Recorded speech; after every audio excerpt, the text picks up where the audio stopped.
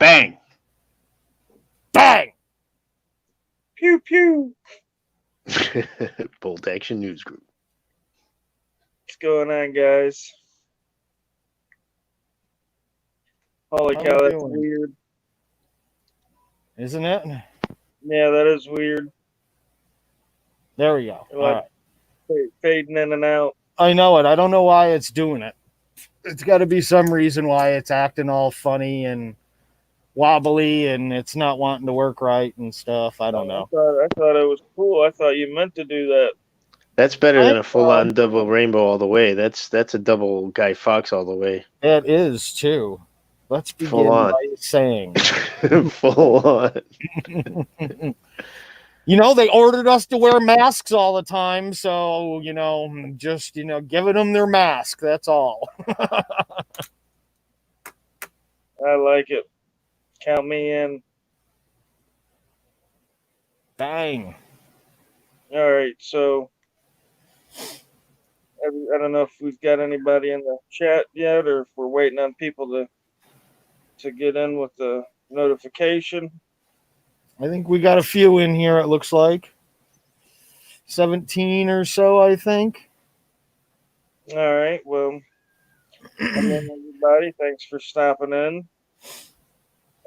Today, we're going over a thesis written by Gary Cummings. It's from the Naval Postgraduate School. Let me get to the title of this butte. There you go. Civil Rights Auditors, Defining Reasonable Time, Place, and Manner. Let me give everybody a link to this because this is where they can find that at. Yeah, so They want to read some of that information that's been put out by this person. All right. Thanks to everybody out here. Morgan McLaughlin. Bang. AK Lady Freethinker. Gunny Grunt. Antichrist. Manny Pants UK. Cool Out AC. Thank you, bro. Thank you. I read what you were writing on that other channel. Right on, man.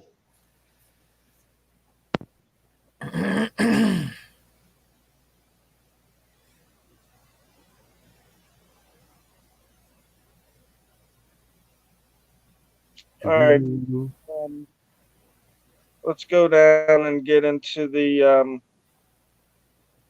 numbered pages.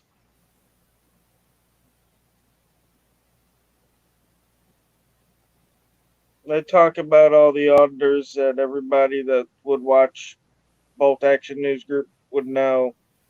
Eric Brandt, Furry Potato, James Freeman.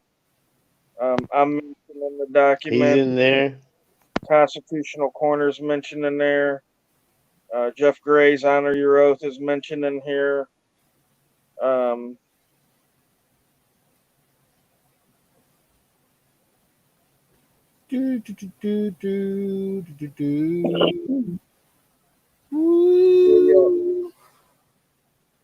Let's see where it is here. Are you in the numbered pages yet? Oh, I'm way down in the numbered pages. I'm looking for what you were asking for here. There it is. No, not that. Okay, this is the appendix, it looks like. I've been reading it this whole time. You guys can't read that fast? Okay, here we go. There's the who's mentioned in it and stuff. This is what you wanted in the first place. This is what you asked for first.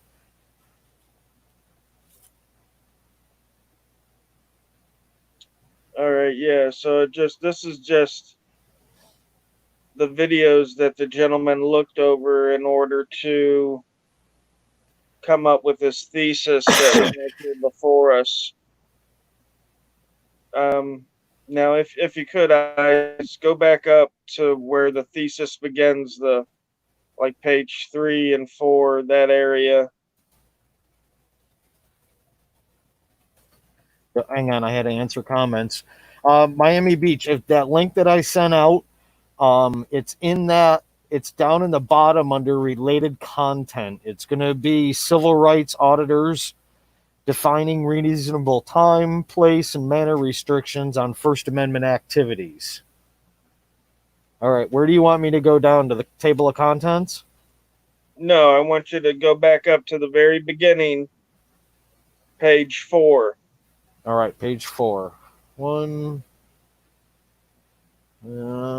Um, Those aren't numbered pages there, so I keep know. going. Those are, I gotcha. I am. That's why it hasn't slowed down yet. There's 1, 2, 3, 4. Okay, so right here, where do you want? Research questions? Yep, research questions. Okay, let me see if I can bring that up anymore. Okay. All right, great. We have a guest that has come in too. I'll bring him in really quick here. We'll see. I don't know who it is. So,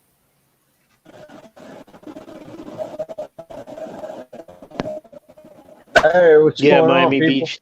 That's the other thing he wrote. hey, what's going on? Oh, same old shit. How about yourself?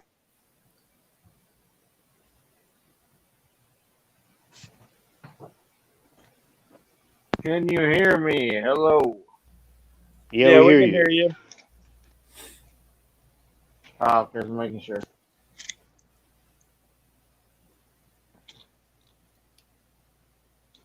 All right. All right, moving on then.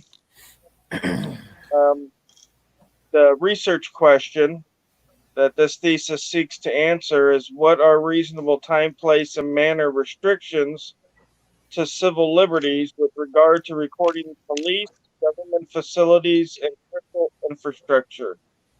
A secondary question is how agencies should reflect those restrictions in policy and training to balance civil rights properly against the preservation of site security and functionality, particularly in response to civil rights audits.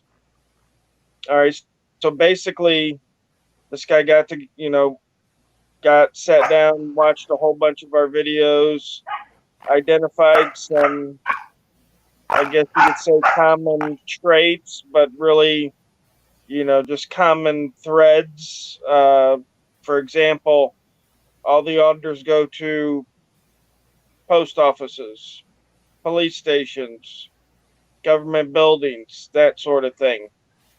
All auditors, or most auditors, refuse to provide ID. Um, they quote certain laws, certain documents like the DHS memo and the Poster 7. God Um, forbid you quote their documents, right? right, right. And, to be honest, I can't believe this thing's a thesis. I mean, I really can't because it's lackluster. It's an accusation, is what it is, and Right, he's saying that they range from the libertarian who is civil minded to the anarchist, anti-government. That we can't discern who's an enemy and who's not when they team up together. It's like, dude, we're all the same. We want to perfect our union, and you're fucking it up, and you know it. And a thesis like this is garbage. right, right. Well, there's also some gems hidden in there that we can use as well. Um, some case law and some other things that we can use to our advantage. I always come away with something that we can use. Um, Welcome, yeah, Surveyor Raw. I wanted to get that research question there out so we know what is going on and what the agenda pretty much is here. Um, it says that there's not a lot of literature um, on First Amendment auditing, that sort of thing. We move on down to page 5. We see legal issues for video recording police and government officials. Um, And it says that the court decisions and scholarly literature present a latent and often muted response to the challenge audits create. By focusing on activities in the public forum, they fail to acknowledge and delineate the requisite framework for analyzing current or potential First Amendment restrictions that impact auditing activities. And basically, what he's saying is that the bulk of the court cases and literature so far on First Amendment activities have been on the cop watching side of things.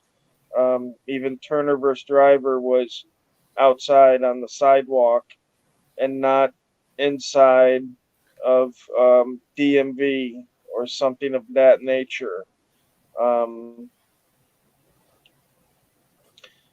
when I first started doing it, a lot of times, um, people would tell me, say, "Oh, you can't go in there, you can't go in that building, or you shouldn't go in that building." Some people, even today, uh, with law degrees, will tell me, you can't go in, certain, places, because it's an office, um, yada yada yada. So, in order to be able to keep track of what our government's doing, we have to have the same access that the general public would be able to have. Um,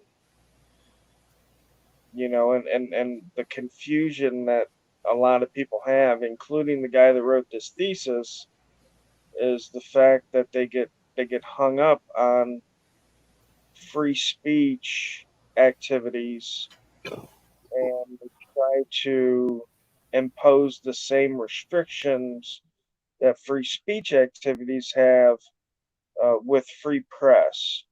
And a lot of times you'll hear them and they'll quote you cases and such. Adderley's a big one they like to use. Um, but you'll look at these cases and you'll see it's about protesting, it's about free speech, it's about free expression in the buildings.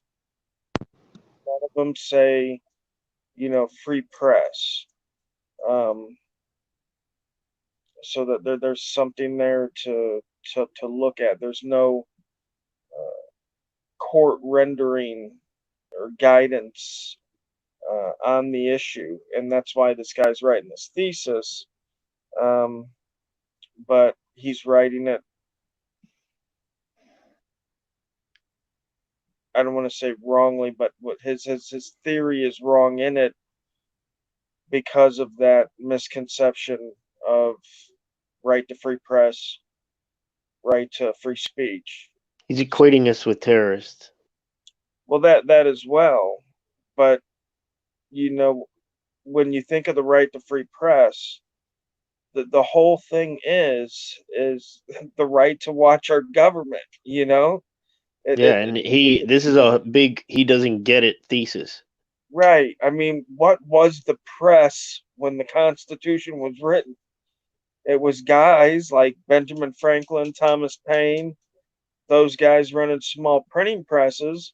But Yep. what were they writing about? They were writing about government. You know what I mean? There were no baseball teams and football teams and Kim Kardashians and all this other crap that's filled the media today to where people don't understand what media actually is. Media's one and only job is to keep track of what the government is doing and report that back to the citizens so the citizens can make informed decisions about who is taking care of their matters. That's it, man. That's freedom of the press right there. And so when you say that people can't, you know um let's say hold a sermon, a pastor can't hold a sermon in the lobby of the post office. Well, no crap. That makes perfect sense. But to say that a member of the press can't stand quietly off to the side, not impeding business, and taking video or taking pictures or even writing notes about what the government is doing on that particular day at that particular property. I mean, that is the very essence of the right to free press. So that's why this guy here is having a problem with it. It's because a lot of people, don't understand that. We were never taught that. Most people think media's, again, CBS, NBC. I mean, even stuff when we grew up as kids, there was only a couple of channels. Um, Listen so to this. Tracking auditors may be time consuming, but it is relatively simple given their quest for viewers. And he goes on. yeah, it's just it's really News Now, you're echoing. Mute your mic.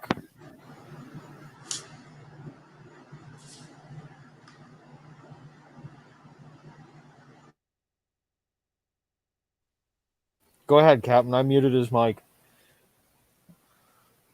okay. It goes on down to page number 7, recording buildings. I'm on 9. It says in Illinois versus Alvarez, the American Civil Liberties Union argued that citizens should be permitted to record police when the officers were performing their public duties. The officers were in public places. The officers were speaking at a volume audible to the unassisted human ear, and the manner of recording was otherwise lawful.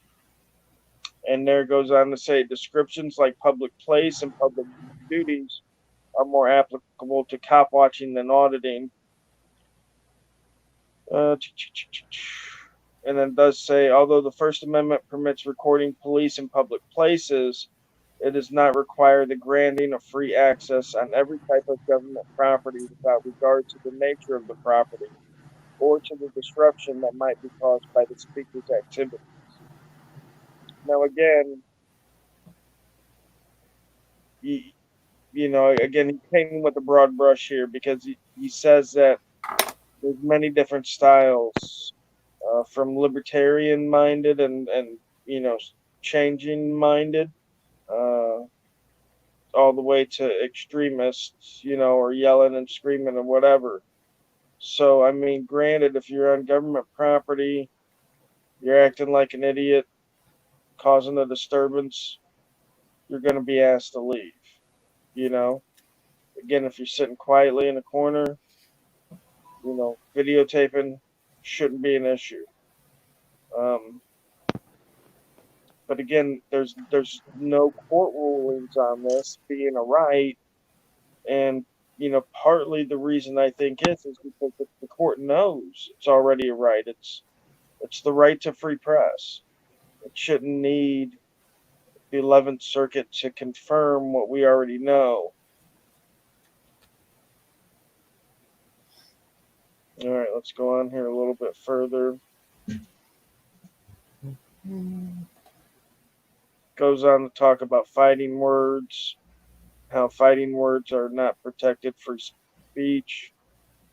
Again, you'll find the thesis rolls with a lot of the case law, and a lot of the stuff is talking about free speech and free expression.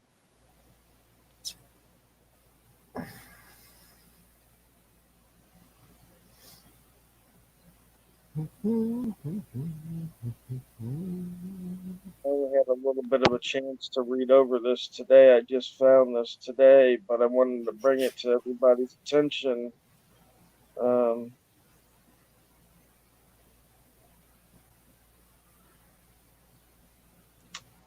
Here, let me get a direct link to it again for everybody. All right, copy. All right, here's a direct link to this PDF, everybody. So it's not in the related documents. This one is a direct one.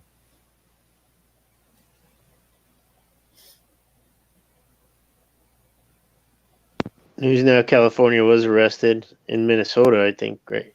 Oh, no, in Wisconsin for fighting words. F the police.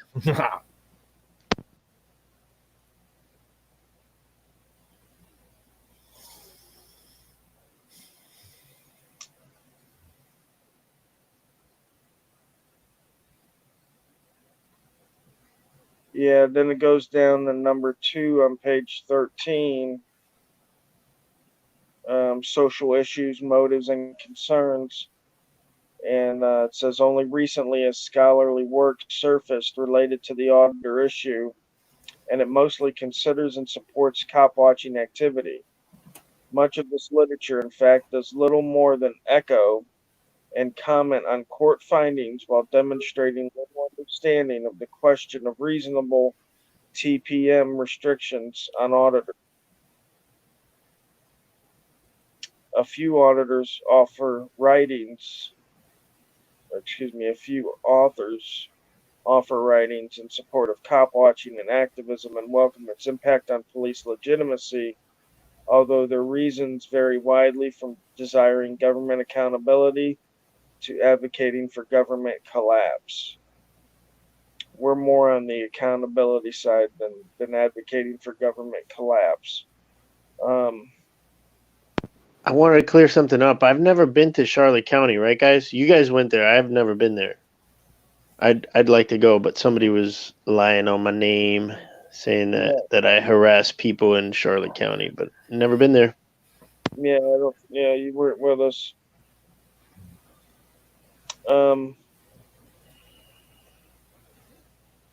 Yeah, so they're right there. Let you know that the literature, so far backs cop watching and the stuff, and there hasn't been any literature or court cases that really address auditing per se in the way that we're doing it now, where we're going in the buildings, we're holding them to where the public's generally allowed to be. Um, that's pushing the boundaries. Standing outside, hollering and yelling at them. It's funny and it's cool, but it's not pushing the boundaries. It's not letting them know where that line is. Pushing the wrong boundaries. GA and I, Like, Government Accountability, and I went to downtown Tampa, the municipal building, and got their CAFR. Begrudgingly so. They came down stank-faced with it. They tried to email it to Rivera, who's always done a good job. That that guy. If you see Ebo Rob's videos, shout out to Ebo Rob. But he was like, "Oh, I have it here on the screen. I can print it out for you." I'm like, "No.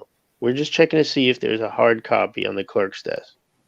And the lady came down. She's like, "Here it is." So we flipped through it, saw like the billions of dollars. You'll see.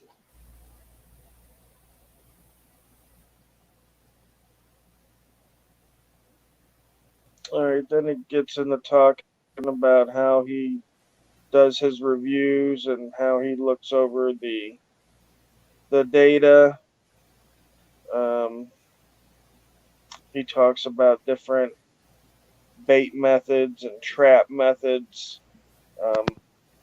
because he says, we bait them and we trap them, and I mean, I guess you can look at it in that sort of a way.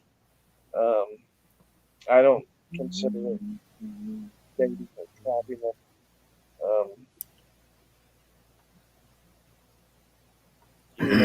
No more than a gentleman that open carries in an open carry state is baiting his law enforcement officer in his area. And I don't consider it trapping when that citizen knows the laws and the officer doesn't when he approaches them in that sort of a situation. I mean, these are common things to your job that you should know. I mean, listen, no one's saying you got to be a freaking lawyer or know more than a lawyer who doesn't even know all the law himself because it's so vast. But I mean, you got to know. I mean, the basics. Yeah, the cop should Just like know what he's gonna ruin your life for before he sends you down the river. You know what I mean? Well, I mean, how come it isn't bad for them then to park a car that's loaded with cameras on the side of the street with the keys in it and it running, and they open the door up and run away from the car and get in another car and just leave it there running to try and bait somebody to take and steal the car. And then they wait for, what is it, like 3 or 4 blocks, and then they press a button and lock all the doors and arrest all the people that are in the car and charge them with Grand Theft Auto and all sorts of other stuff. Yeah, yeah, and that's not to equate what they do with us. They're just being hypocrites. We Yeah. don't bait people. They do. No, They're yes. projecting. Right. I mean, absolutely. I mean, we're there. We show up with a camera, and people act how they're gonna act, just the way it is. Um, if you're a fool, you're gonna act a fool.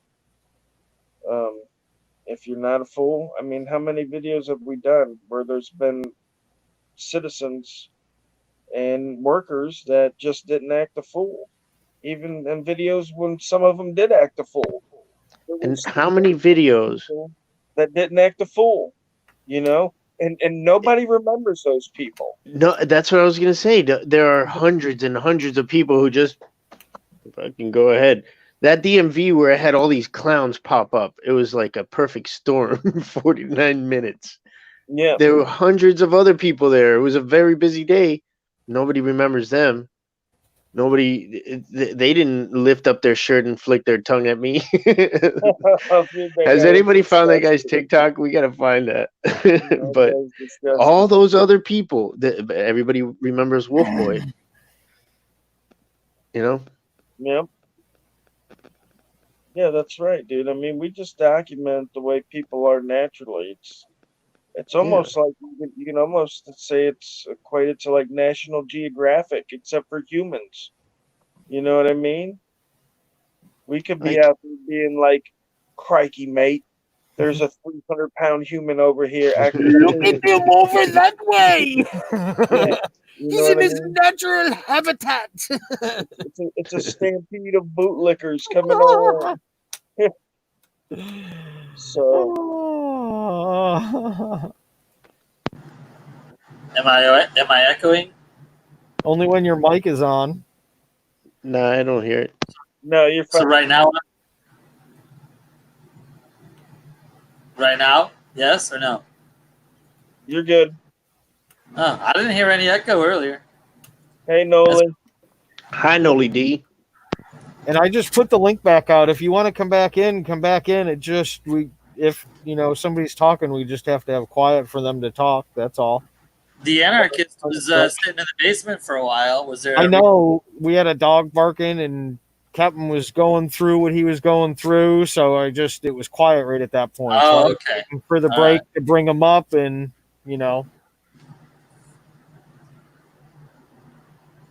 Right on. It'll be out soon, Freethinker. Yeah, Freethinker. He's sitting on some bangers. Mm-hmm. I can attest to that. Who is? News Now South Florida put out one today that I totally forgot about. But yeah, Boozer showed up. That was an didn't oldie get but it. goodie. Yeah. Yeah, that was an oldie. And GA with his awesome graphics, and it just reminded me. Yeah. He's got skills, man. We gotta get him some Adobe. Why? GIMP is free. Works just as good. Oh, it does?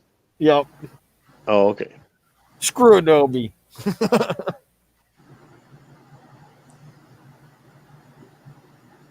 All right, so we're going through this still here, and we are on page 4. What page? Bottom. What page? 24. 24. Down we go. Woo! At the bottom. Oh, look at that. Caption theme. Yeah, we're getting into that right now, yeah. We didn't want to look at their graph before that? We didn't want to look at their graph yet? No, go down. Okay. Yeah, go to 24, number 1, there at the bottom. Bait auditor methods for soliciting a police response. Yep, we'll start there because it's awesome.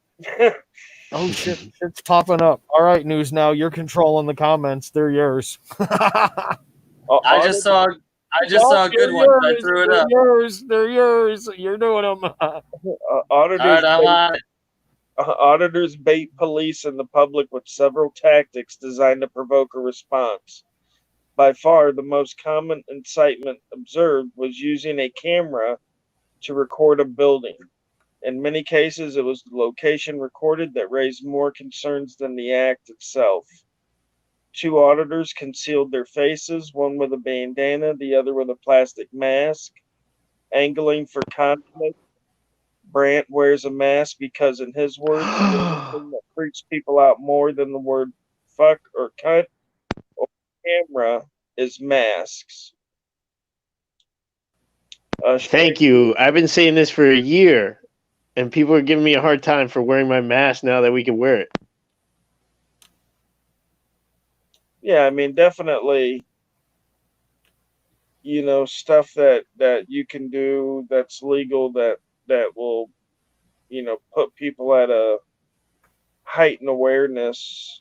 Um, you know, um, but see, here's the thing. Um,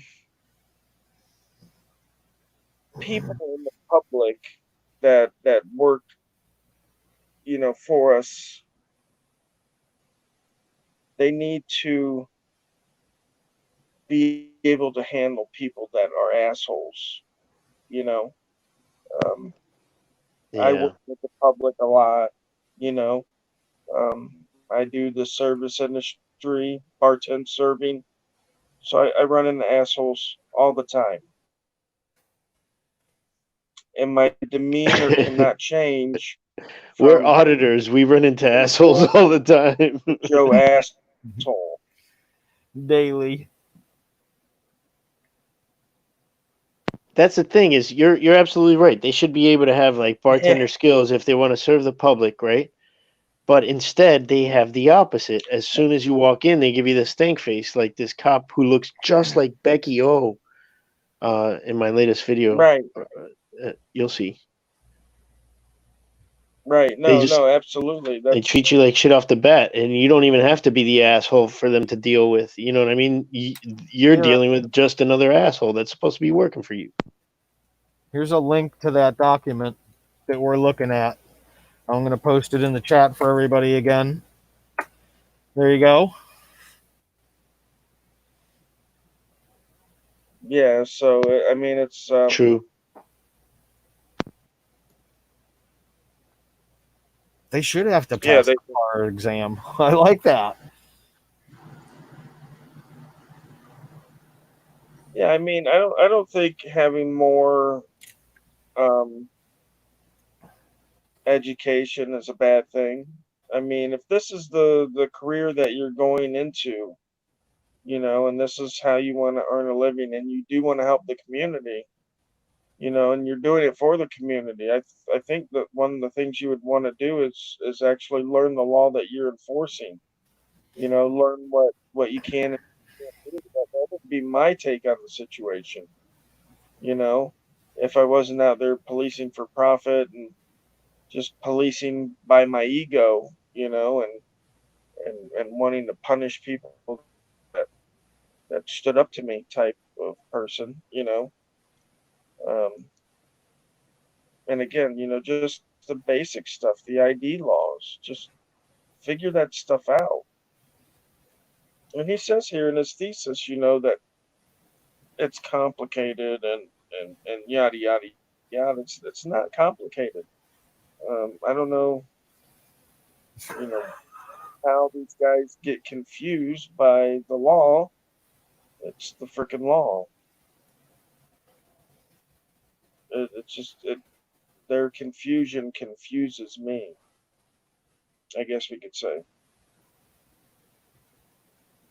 Okay, it says whether recording federal buildings, private facilities, children in a water park, talking about Ian's famous park excursion, or wearing masks and carrying weapons. Auditors' methods have shifted from the sideline observation of police and the performance of their duties to tactics triggering police response and interaction. Only the former, sideline cop watching, has been considered by higher courts, and it is the latter, engagement auditing, that tests an officer's legal knowledge and makes evident the quality of their auditor related agency training. Okay, and he's exactly right with that. Only the sideline cop watching has seen the higher courts. The auditing stuff that we engage in hasn't seen the higher courts yet. Um, says analysis of audit baiting techniques expanded categories beyond the first three: security, safety, and offensive methods to comprehend auditor tactics for motivating citizens, military, and government officials to call the police. Baiting techniques fell into two categories: direct and indirect. The First Amendment audits, the common denominator is the use of recorded equipment, which is present in every audit available for most auditors use indirect baiting methods targeting expected concerns for security, 50%, safety, 22%, policy, 17%, or privacy, 3%.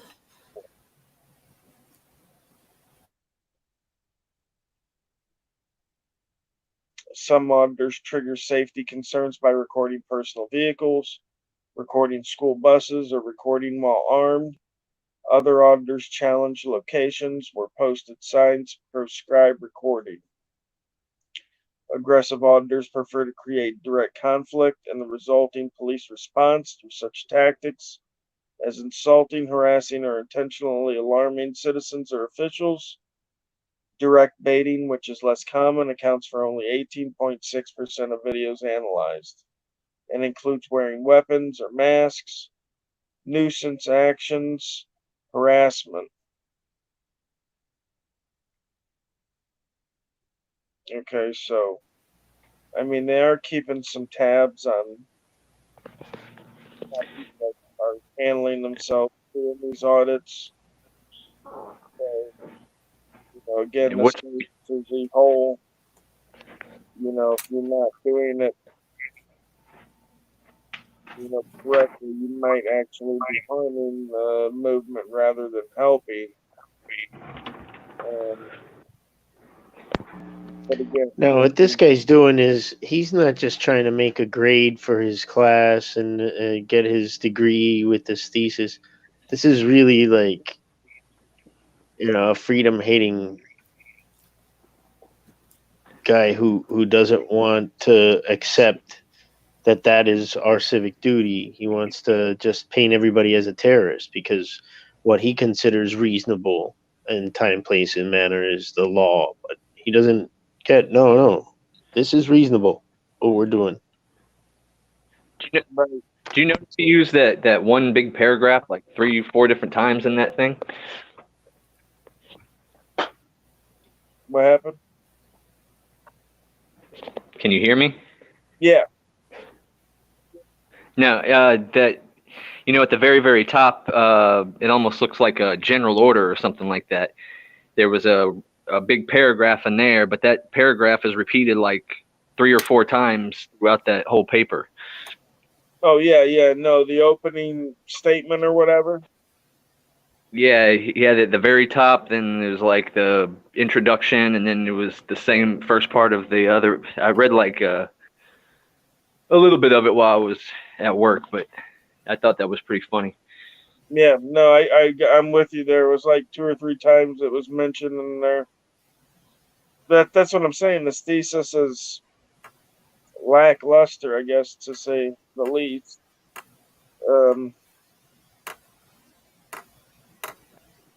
How far have you guys yeah. got into the mention? Saw that it mentioned Furry Potato and Catilla the Hun. I hadn't read further than that.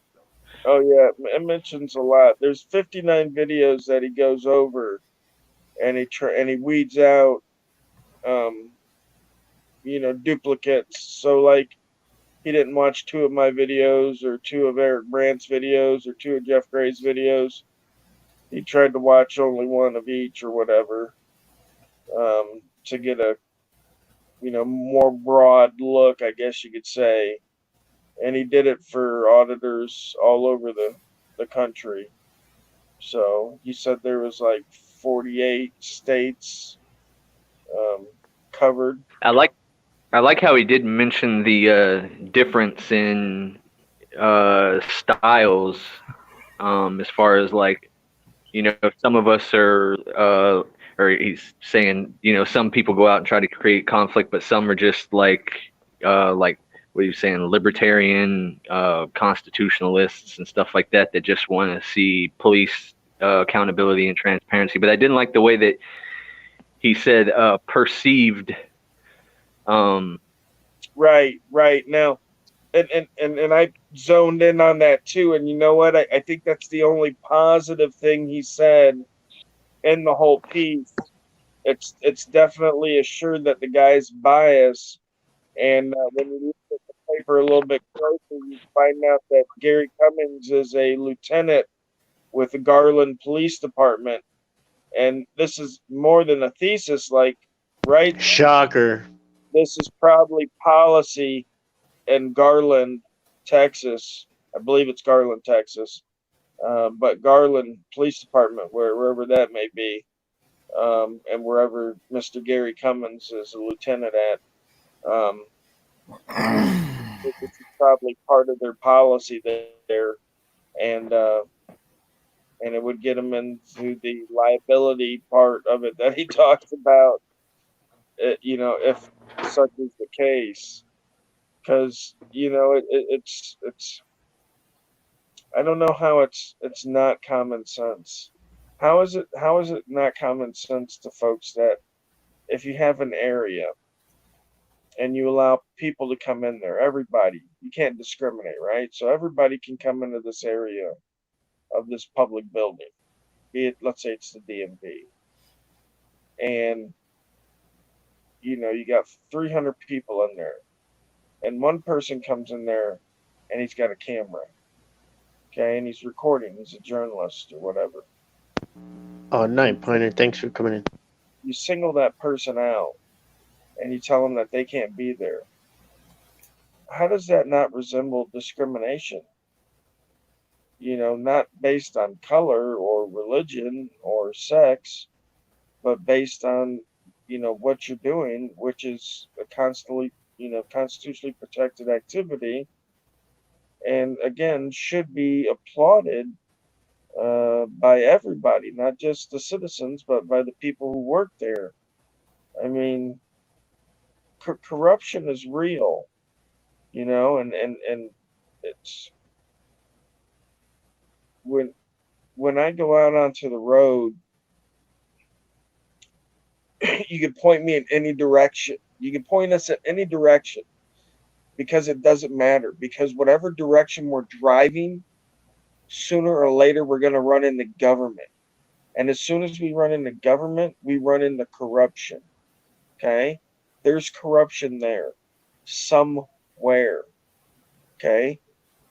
And sooner or later, we're going to be there to ferret it out. It's government. There's corruption. Okay? It's hand in hand. It's like the mafia. There's a body somewhere lying around with a hole in it, probably two holes. All right? It's just the way it is, my friends. All right? And that's the way it's always going to be. So you can point us in any direction. You can say, hey, drive northeast, and, by, 200 miles, and then take a left and go for another 150 miles. And I guarantee you, I'm going to stop right there. And there's going to be some corruption around there. You know why? Because there's going to be government somewhere around there. And it's just the way it is. And you're always going to find that egotistical, power tripping fool near government somewhere. They're attracted to it. It's like flies to dog crap. They're as soon as it's dropped, they're on it. And that's the way these guys are. Yeah, and it's our responsibility to teach our kids how to deal with that because you said it, man. We're not gonna win this. It's lost a long time ago. We just got to learn how to fight it and teach our kids how to fight it and not fall for their traps and get into their, you know, I've seen people's lives ruined over the stupidest shit. And 15 years for sitting next to his brother at a park. And his brother was caught on video for stealing sneakers. Rico acted. It's ridiculous. He was going to college and earning his degree. But, just to have to teach your kids how to, fight tyranny that is to instill their in our government. We can't get rid of it at this point, I don't think. Unless we burn the whole motherfucker down. And I don't want to do that. Some people do, though.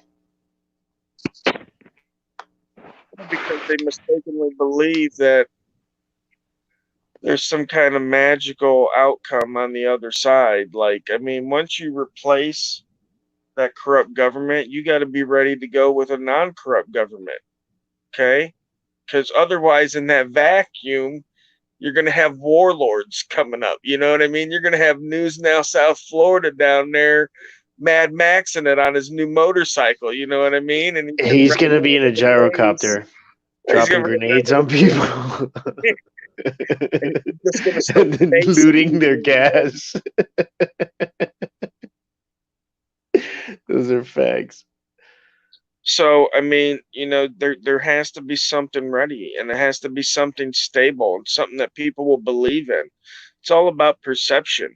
That's why, the government is still right now the government, because people still believe in our government. People still have this perception that our What? government is going to do the right thing and is looking out for us. But at any time that perception could change, and when it does, I mean, the government could Got it rightly wrong. so collapse. Just like our currency, They did it's that. only got worth because people perceive it has worth. Otherwise it's just some pieces of paper. No more worth than the newspaper, or the toilet paper. They're just pieces of paper. There's nothing at all backing them. Just us saying that we'll pay for it, or we'll pay that off. We got you. We got your back, buddy. You accept these pieces of paper, and we'll pay you back sometime in the future or whatever. Or we'll trade some resources or whatever.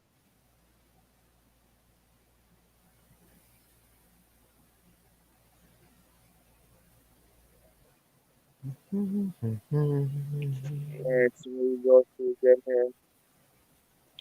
Overwhelmingly, hold on, don't hold on. I'll start reading it from there. Go back down. Oh, there you go. It says overwhelmingly audits centered on government buildings. Data filtering and consolidation required grouping audit target locations in the three types: government buildings, critical infrastructure, and private facilities. Within each type were unique locations that present specific legal and policy challenges. Hospitals were assigned a different category because they have unique rules and can be private or state owned. Legal, due to location specific legal differences and potential TPM restrictions, I assigned distinct categories to remaining locations. The video analysis involved one privately owned and one state funded hospital. Auditors targeted 27 government locations, including the FBI, a fusion center, 3 post offices, 3 prisons, 5 courts, Department of Motor Vehicles, and other facilities. And then it says 14 targets for critical infrastructure and included airports, 7 military bases, an arsenal, the Grand Concourse, and a defense logistics agency. And again, This isn't top secret information that he's discussing here. Um, Again, he just watched a couple of people's videos to see what everybody was videoing, what buildings they were using, and such like that, which doesn't obviously take a genius to figure out that government accountability videographers would be taping government buildings. You know what I mean? Like, this guy's definitely not the Houdini of logic. It'd be like saying an oceanographer videotaped an ocean. They're gonna give him a And PhD right, right. And in this ocean, he videotaped sharks. You know, I mean, this isn't rocket science here. What this guy's coming up with. So, But what are the yeah, time, I place, guess and restrictions for videoing in the ocean? Sharks are found in both the northern and southern hemispheres. For your information. No, I said what are the time, place, and manner restrictions for recording the ocean? I guess it would have to be when you can see that shit and it's not dark out. I don't understand why they put all these time, place, and manner things, for public spaces and stuff like that. So I assume and again, I think it's because lack of common sense, because obviously you can't record the DMV at midnight. To me that seems obvious. What about you guys? Does that seem obvious? Yeah, and you can't take over the park, Central Park, like Tommy Lee Jones did in that movie The Park Is Mine, which is a badass thing he did. His Vietnam vet, disgruntled, came back and set up booby traps all over Central Park and took it over just to prove a point that he was pissed at the government. So that manor would be, even though it's a public park, you can't take it. Right, because none of us actually own it individually. It's all part of ours collectively. Right. So don't fuck it up you might own for anybody else. Couple, right? You might own a couple blades of grass. You know what I mean? Or I don't know, like 2 duck feathers off a duck's ass or something. Whatever. Part of an MRAP. The part that you own. The left testy of a squirrel. Who knows? Yeah. The one track on the tank that's gonna squash me to death. You guys sound like you're cooking up a witch's brew, like in Robin Hood Men in Tights. Little bit more blood. Oh. All right, so here we go with legal analysis of tactics and targets. Civil rights audits occur in nearly every city and state in the nation, and they present challenges, notably First Amendment related challenges that call for solutions. Potential solutions require knowledge of the common target locations within a given jurisdiction and an evaluation of the legal issues and rulings specific to each location. This thesis uses the 10 target locations identified in the auditor video analysis. I don't know where that went. Okay.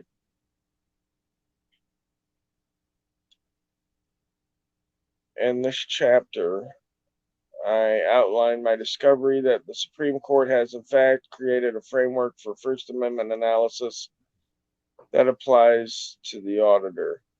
And that framework that he's talking about is the time, place, and manner restrictions.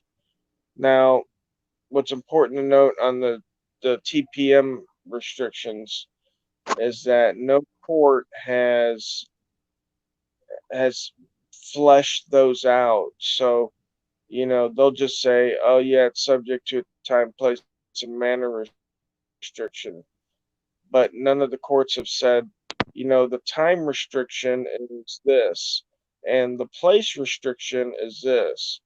So none of that is out there in the public realm of knowledge, but I've commented on it a couple of times to what would be logically, I think, acceptable for those time, place, manner restrictions, and that being the time restriction being whatever time that location is open to the general public. So, let's say the DMV is open for the general public to go and get their license from 8:30 a.m. to 4:30 p.m. That would be your time restriction. Only during that time could you be allowed to record inside the building. The place restriction being that you are restricted to whatever area the general public is allowed to go. You're not allowed into restricted areas, you're not allowed into office spaces, stuff that's clearly marked restricted, have, key cards on the door and such as that.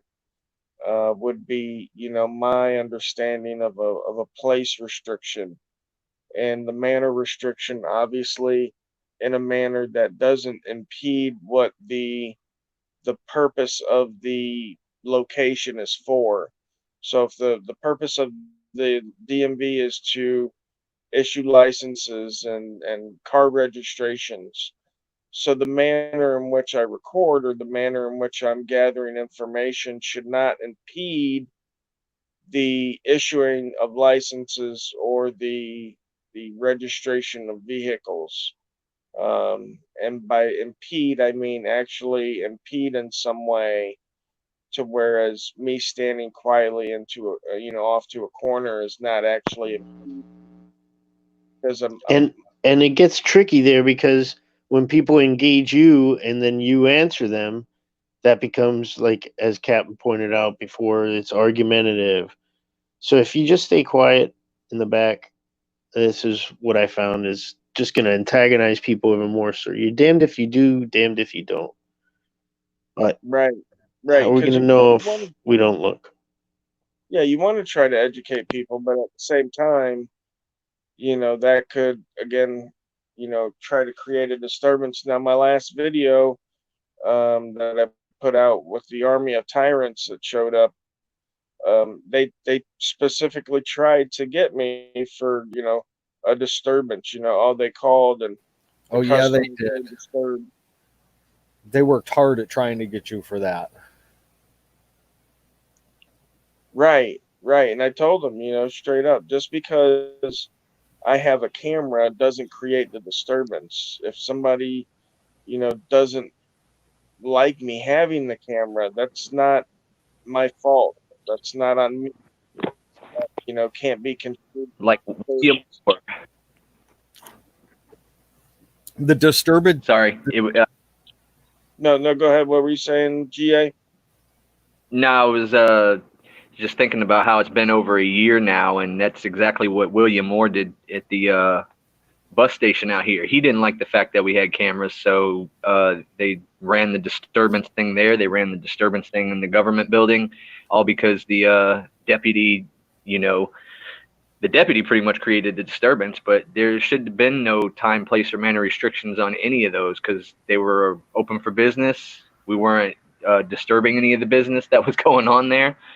So I'm still trying to figure out, maybe going and talking to the PD and finding out, if those trespasses were for a year and what I need to do as far as dealing with that stuff now, or if calling Citrus Connection back and finding out if they are ready to lift that trespass, or Doesn't if it I'm going to just have go to, away? take.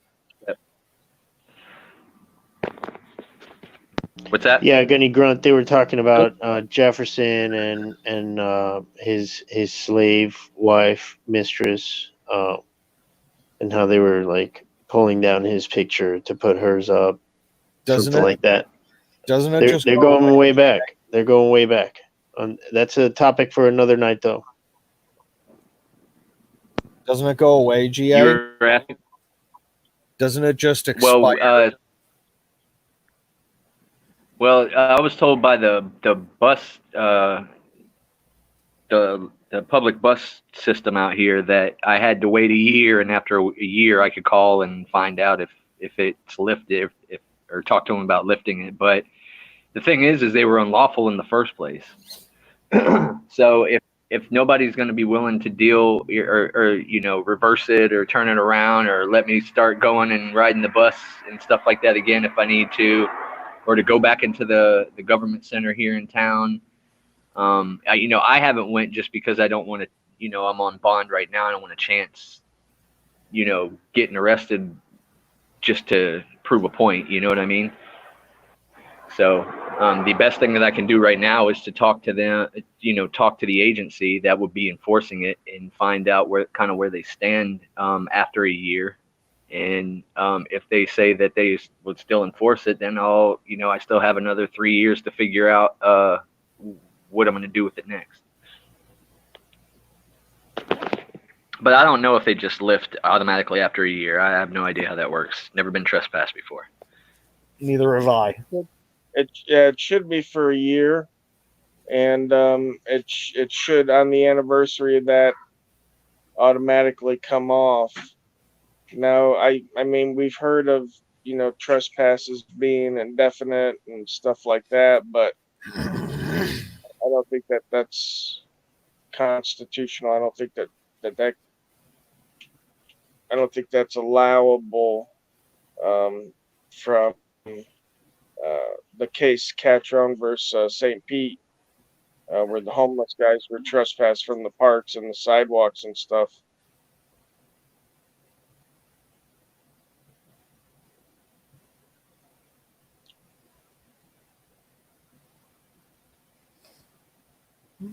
On a side note, it's been 1 year since we were trespassed from all those places in Charlotte County. Yes, it has. June 3rd, I believe, was. For that to be like one of those indefinite ones, don't you have to actually go to a hearing and all that in a court? I think that's if you appeal it. Oh. Yeah, I was told by an officer that they write them indefinitely unless somebody specifies a year, which seems, like you said, unlawful. They made it sound like they, let the business tell them whether or not. I don't know. I'll figure it out next week. I'll try to go up there and see what they have on file or see how that works. Try to talk to a watch commander or something.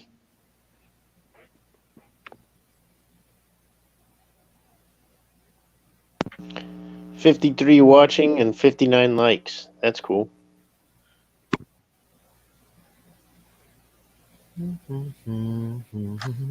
So my point was simply that maybe we should plan a trip to Charlotte County sometime soon.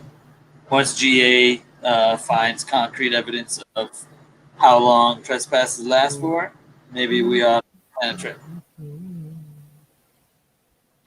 Like a return reunion trip.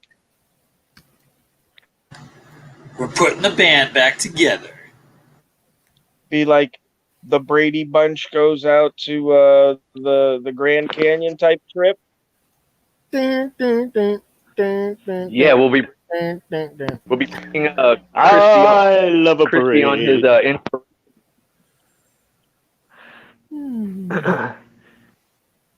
That trip was the one. After that trip was when Wrights reached out to us and we all started talking. So yeah, that is pretty significant. And it was like, bang!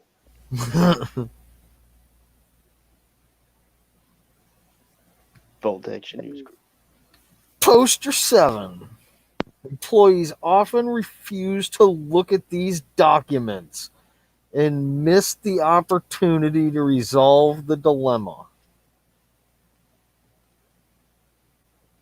Yeah, but he misinterprets that poster 7, and he Yeah, does it the same. He does it the same way all the trolls do, dude. And he's like, they never read past the accept part, and it's like, dude, we've read past the accept part. You know what they're not willing to understand there is that federal law grants us permission to take those photographs in the post office.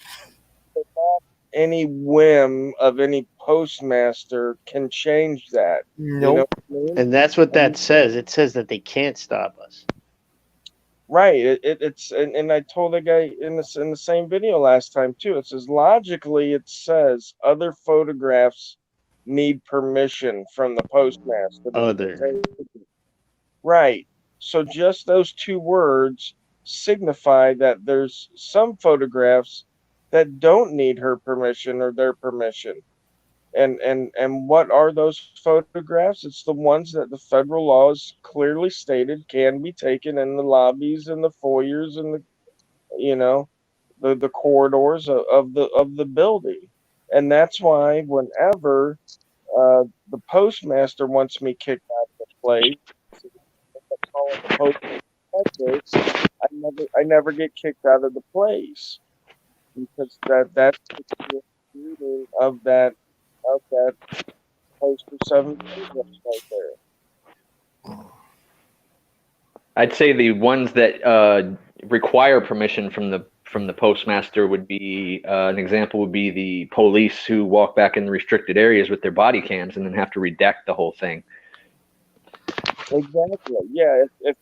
If you want pictures of the post office behind the doors, in their work area, if you want to do That interviews, you you can't take see pictures from of the that. public places.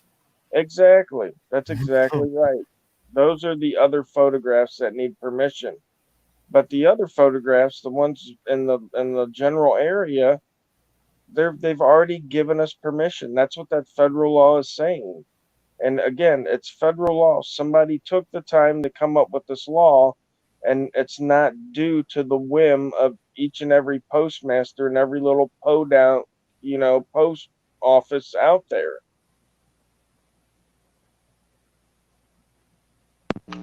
Yeah, I have this. Enforcement. This is a postal police officer who says this. Listen. Hang on.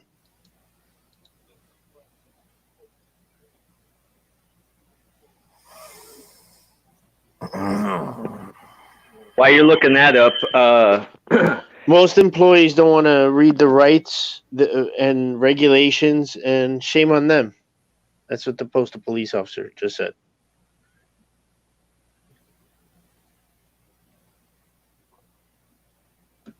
That was at Pembroke Pines. Remember that? Yeah, exactly. No, shame on them. Because again, this is part of your job.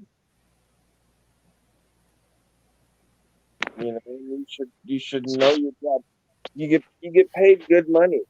You get a lot of benefits that other people working similar jobs don't get. Um, you know, there has to be something of value that we're receiving for that.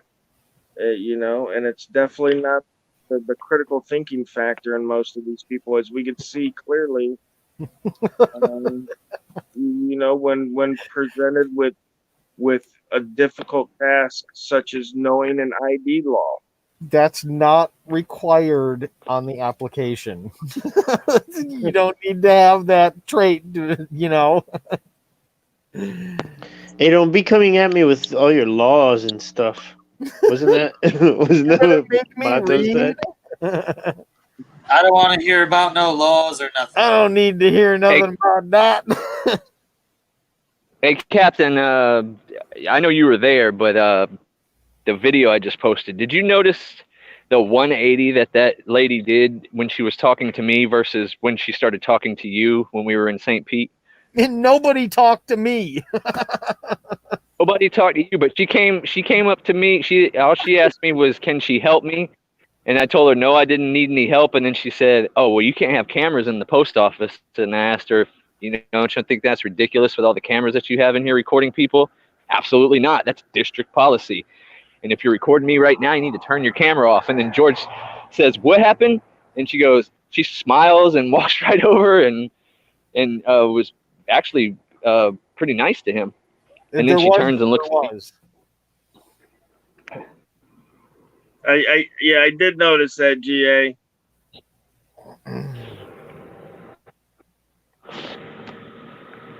And who knows why people act, the way they do. It's in the water. Yeah, it could be in their drugs. Most people are on some kind of pharmaceutical. I agree with something he wrote here in his closing. First Amendment training should become agency priority, and officers should know applicable enforcement statutes.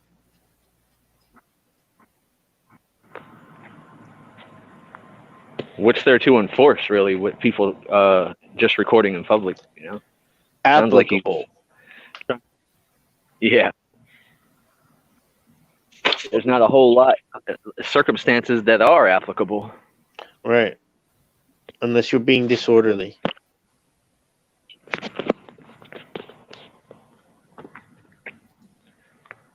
Right. And actual being disorderly, not being disorderly because the lady over there doesn't like the hat you're wearing today, disorderly, She's being disorderly. Right. The cops need to be able to understand that there's elements to a crime, and the DA's not going to take some crappy case where some lady said I was being disorderly or harassing her. Come in. Sorry. Because I had a camera in a public location,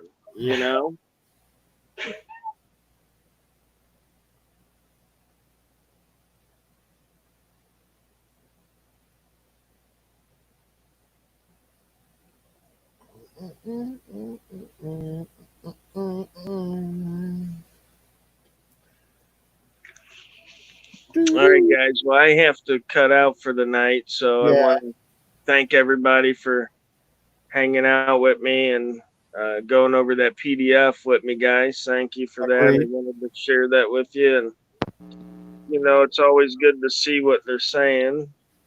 It's a good share.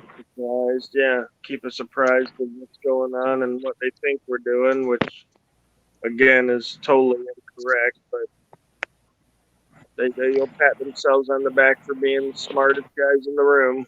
Well, Chris, that's on our Facebook. There's only that, but there's a lot more on the YouTube. That's why. Yeah, thanks to everybody for being here. And Tuesday is going to be like an open forum again, like we usually do on Tuesday nights. So anybody could come and talk about whatever. This is streaming in 2 locations at one time, so it's on YouTube and Facebook simultaneously cast. And thanks again to everybody. Yep. Ronald Truitt, Penny Brown, Leslie Silva. I posted a link. You should have seen it in the comments. Just click on that, and it'll bring you into it, and you'll be in. If you want to come in. Well, I'll make some room. Take care, fellas. There is room. I mean, all right. See you later, Rice Krispie.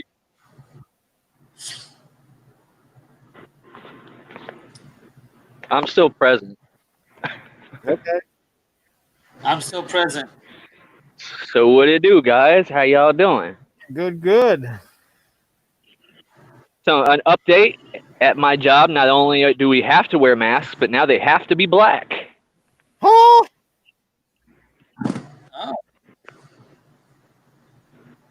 I want to wear this one. Can I wear this one? Look, it's got no. No, you wouldn't be able to wear that one. Look, it's got no holes in it or nothing. You can't, Why can't you wear this one? What's wrong with this one?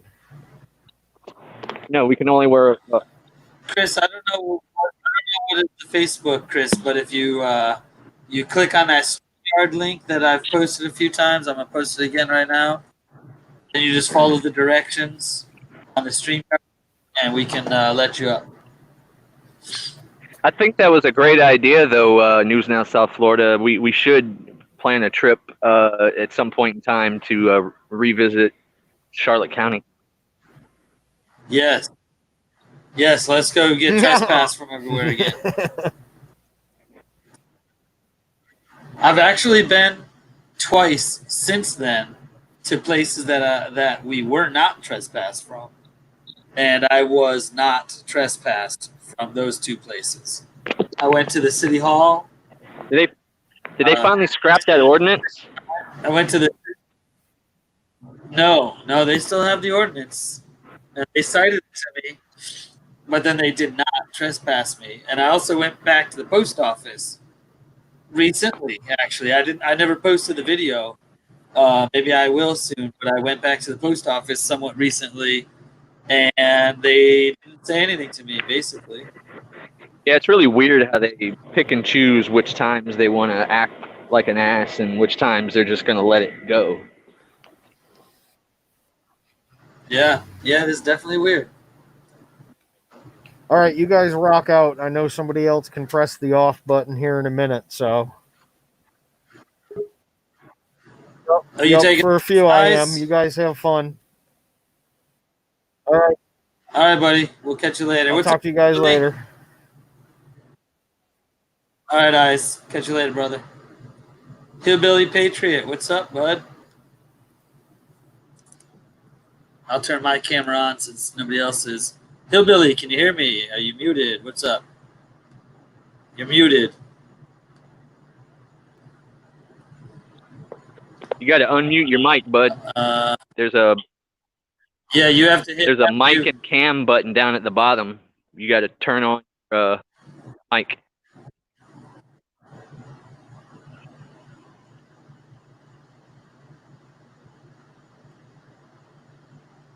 Should be right below the pictures of all of us. There you go. There you go. Can you hear me now, guys? Yes. How you like these shades, boys? I like them. I like them. Captain Austin wears those. Yes. How you like these shades, boys? You got a bit of a delay there. Have you got a way to turn your sound down? I'm a big fan. I need headphones. Yeah, I'm hearing an echo here.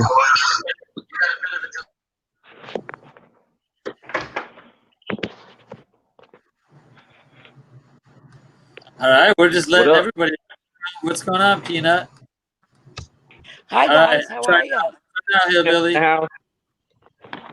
How about now? I thought I was gonna fall asleep, but I'm wide awake. There's a little bit of an echo, Hillbilly. You thought you were gonna fall asleep? Why? Because our show was so boring? No, it's just been a long day. Oh man, look at this. We got everyone jumping up now. We got Indie News Now. How's it going, Indie News Now? It's a party. We're doing great, man. How you doing? Doing good. Your camera's shining on your head. Yeah, there you go. It's a party. We're doing great, man. How you doing? Let me mute my other one real quick. But now I'm good. All right, buddy.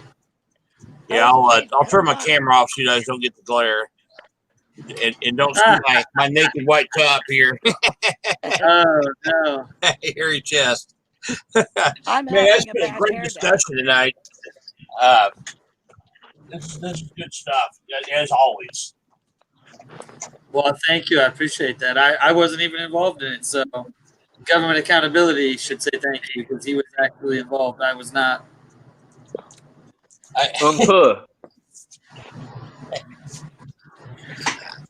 I like the one of the recent, not all of them, but more to the point of this, one of the recent Rogue Nation videos where he goes to the police department first to make sure that they don't have, to confirm with them that they don't have an agreement and explain to them the law, talks to Sergeant there. Those guys are Yeah. really slow on the uptake. And then the sergeant shows up and still tries. Yeah. Wow. Hey guys, I'm curious. How are y'all doing down there in Florida? Is everything still open? They're starting to shut it back down, actually. What? I can't hear you. I don't know. I can said barely hear you. I can hear crystal clear. Oh, really? What the heck? Yeah, it's they're starting to back off of the opening stuff. They just shut bars down again. Heard they're shutting beaches down. Miami again. They were at 75% in restaurants. They just backed down to 50 again, which they never got to phase 3, but they're not even looking at it now. So Yeah, well, I know in South Carolina we were almost completely open, but I'm up north now, and it's horrible up here up north. You know, it's like you can't go anywhere or do anything, and of course, if you don't wear a mask, you're a creep. So, and trying to explain that you have a medical exemption, they don't want to hear about it. it's not to the point where you can't go and do anything. There's you can go do stuff. It's not like it was when it first shut down, but it's not. I mean, they're not like it. Seriously, has wondering what work's going to be like in the future. So, And you know what, guys? You know, there's something that that I hope that you all would consider a topic bringing up, and it has to do with auditors and the understanding of civil law, civil litigation. That you know, when you say cruel things, that you are responsible for the things that you say when you make accusations, and I think it's something that would be beneficial to everyone. that's a good point. Yeah, I mean, today was a perfect example. You know, 3 panels where there were accusations being made, and it was like they were holding court. And, you know, it was like they were better off not saying anything, you know, because each I've state, definitely seen it. you saw it? I've seen a few channels like that. Yeah. Each Hopefully, you don't state, see that here in ours. yeah. Each state is different. And I'll give an example of Colorado. If you file a civil lawsuit against someone in Colorado and you think you have a case, but if you're found that there is no case, you're going to be responsible for paying not just your attorney fees, but for the attorney fees of that individual in Colorado. So people really need to start taking responsibility for the things they say or the accusations that they make. Yeah, that's why I try not to speculate about too much, or if I speak on things, I try to leave it as more of an opinion, and if unless I know that for sure that it's true and it's a fact, I don't try to speak on things that I don't know too much about. Right, right. And the other thing too is, which is great, you know, there's a lot of live streaming. So that gives the individual who's live streaming more credibility to what's being said because you're actually seeing it live. But, you know, when it involves law enforcement, you know, everything is getting just so sticky. And I realize that emotions are high, but folks really need to step back and take responsibility and understand that, you know, they could be held accountable for the things they say. What do you think about that news in South Florida? I didn't hear everything she was saying. I'm not sure why I'm having trouble hearing her, but she's saying something about people not being held accountable for what they say. No. Yeah, go ahead. Who's not being held accountable for what they say? She's talking about, I mean, like, I've seen some live streams where you have, a lot of times the topics are people that are usually in this panel, and people. She's treading in the slander and libel, waters where people are saying and making accusations. They're not fact checking and making sure that it's true before they're making the accusations. She's saying those type of people need to be held accountable for the stuff that they're saying. I gotcha. Well, the only way to hold people accountable for that type of stuff when it's not unlawful is not support them. Don't support their channel. Don't support what they say. There's no legal way to hold them accountable for that. If it's not, like you Yeah, said, libel, if it's not slander. yeah, I agree 100%. But, when it comes to civil litigation, folks really need to take, before they say something, be respectful. If you're not sure of the fact, don't make the accusation. Oh well, yeah, that's just yeah. So now you're making a humanity case. Now you're saying, be a better human, and I think most of us would agree with that 100%. Peanut.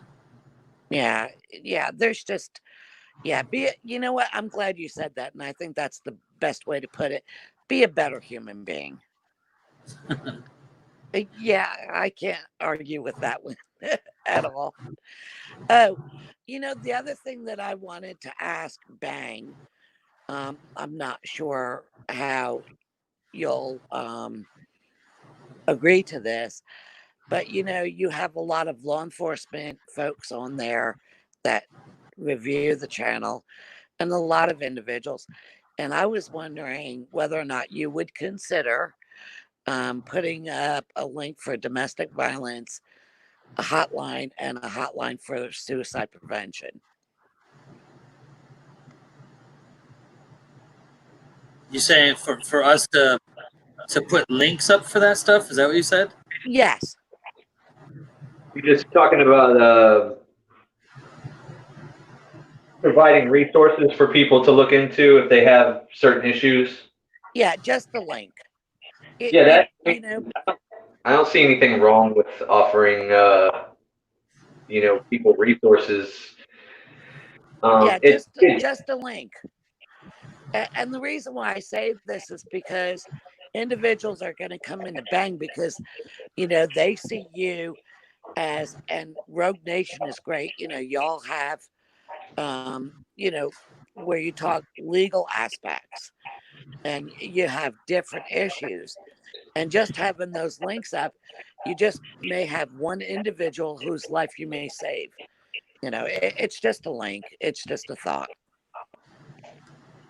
Yeah, absolutely. Nothing wrong with that. So it's just something I wanted to throw out there. that's something we can definitely talk about amongst the group when we have a meeting or whatever. I don't know, news now, if you have access to pen and paper, if you want to jot that down or something, just as a talking point to remember. But no, that's. I think it's good. It would be, especially if we were having a conversation about those specific things, to provide resources that if anybody needs help, they can, call someplace or go to a website or something. Like just like all the other stuff we talk about here, we talk about a lot of legal stuff, but we don't give legal advice. We can just speak from experience and maybe cases we've read or something like that. But we don't ever want anybody to mistake that we're giving legal advice here, because that's not the case. No, these are just links. And the reason why I bring it up is because there goes an ambulance. The reason why I bring it up is because, when Rogue Nation and Officer Oak had the conversation in regards to domestic violence and the lack of resources, and I guess it was on Masshole Report.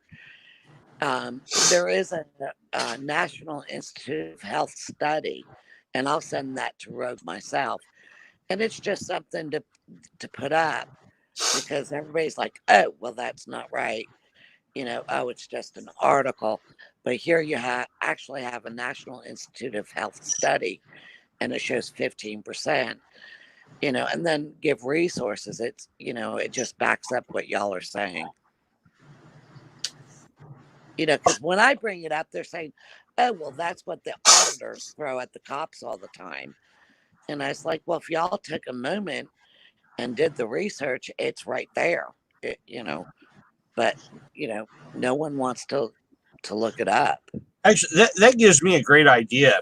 I think having some flyers printed up ahead of time that have resources for to help people get out of domestic violence situations, or to give counseling to people who are domestic violence perpetrators. And then when you get swarmed by a bunch of cops, say, hey, guys, there's just something I want to give to you, each of you, and you hand that to them. Say, I know that statistically, some of you here are guilty of beating your spouse. So I just want you to have this because for your own good. Well, the thing about that is the officers are well aware of the statistics, because anytime. I'll give you an example. When the report came out last year for the uptick of suicide in officers, they were well aware of it, and it went through the departments, but they're not really paying any attention to it. And the same thing with domestic violence. Hold on 1 second, Peanut. Hold on 1 second. Okay. Hold on 1 second, please. Chris, it only worked out as a coincidence that you asked for a number to call into us at the same time that I posted that suicide hotline number, because Peanut had asked that we do that. That had nothing to do with your request for a number to call. I had said to you that we do not have a number to call, but jump in on the chat. I've posted the link a few times. Jump in on the chat, Chris. We'd love to hear from you. That, like I said, that phone number had nothing to do with your request for a number to call us. Sorry, Peanut.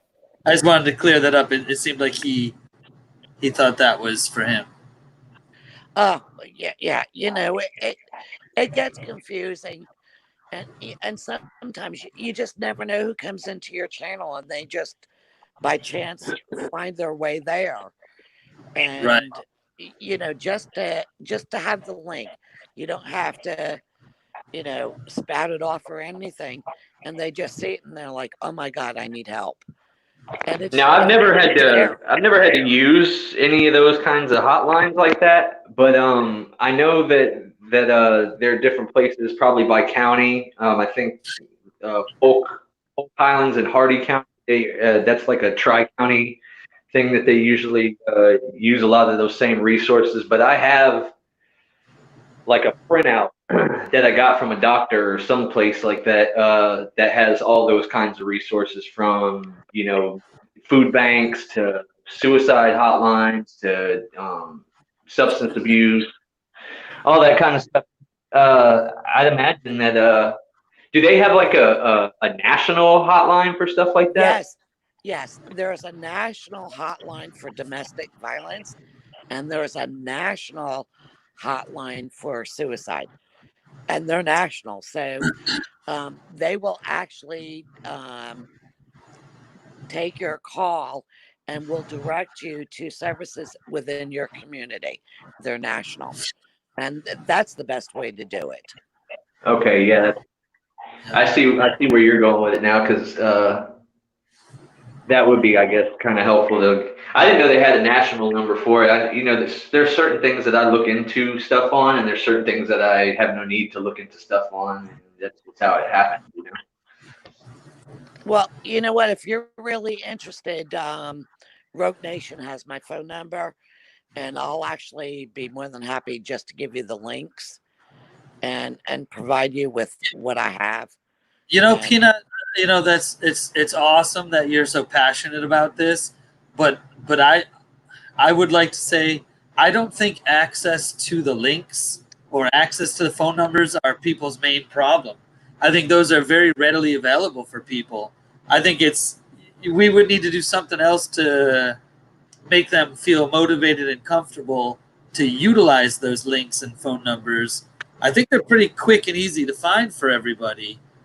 But a lot of people that are in those domestic situations, maybe they lack the ability to feel comfortable using those resources. So maybe finding a way to get the word out better. I don't know. I don't think just giving them a link. I think that's easy for them to find. I agree, but when you have the link and they're right there and they're like, okay, I'm right here, I'll hit the link. So Right. yeah, it's a difficult situation. But like I said, within law enforcement, it's huge. It's the numbers are larger in law enforcement than in the general public. Of course, yeah. Yeah, You know, oftentimes law enforcement officers have control issues, and as research shows, and I'm sure we are all aware, a lot of domestic issues are controlled. and you know what the larger problem is? And Wolfie had said this to me, that he said the bootlickers are worse. And I kind of shrugged it off. But when we covered the rally last week and I was amongst the crowd, I realized what he said was so true. I felt like I was in enemy territory. Yeah, I don't understand how this works out, but actually, News Now South Florida knows about this. I've spoke about two different people in the complex that I live that have blue porch lights. I Yes. confronted one of the guy that lives in here. His daughter actually works with me, and I was like, "Are you aware? Is your dad even aware? Is self-aware that he has that?" She goes, "Oh yeah, no," and like explains his stance on everything.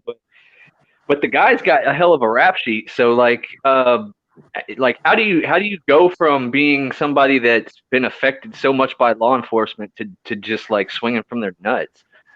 Well, you know what I think it is? I think that they believe by putting the blue light up and showing support that it protects them from police brutality, and it doesn't. It doesn't. It's their false get out of jail free card. Exactly, exactly. And that's what I saw within this, and I called it the Blue Line block party, where it was just crazy. I don't know. And Wolfie said to me, he says, "I can't believe you got in the middle of that crowd." And, I had a woman, I had my back turned to her, and she just hit my shoulder, and because she didn't like, I wasn't even filming her. I had my back turned to her, and that was creepy. I walked away from her. One But of yeah, my friends, actually coworker, she's a coworker of mine and friend. I was at a point where I was telling some people about my channel and what I do, and she had asked about it, and I flat out told her, I said, well, I don't really think you'd be very interested in my channel and what I do because of the sticker that's on your car. And she's got one of those black stickers with a blue line across it.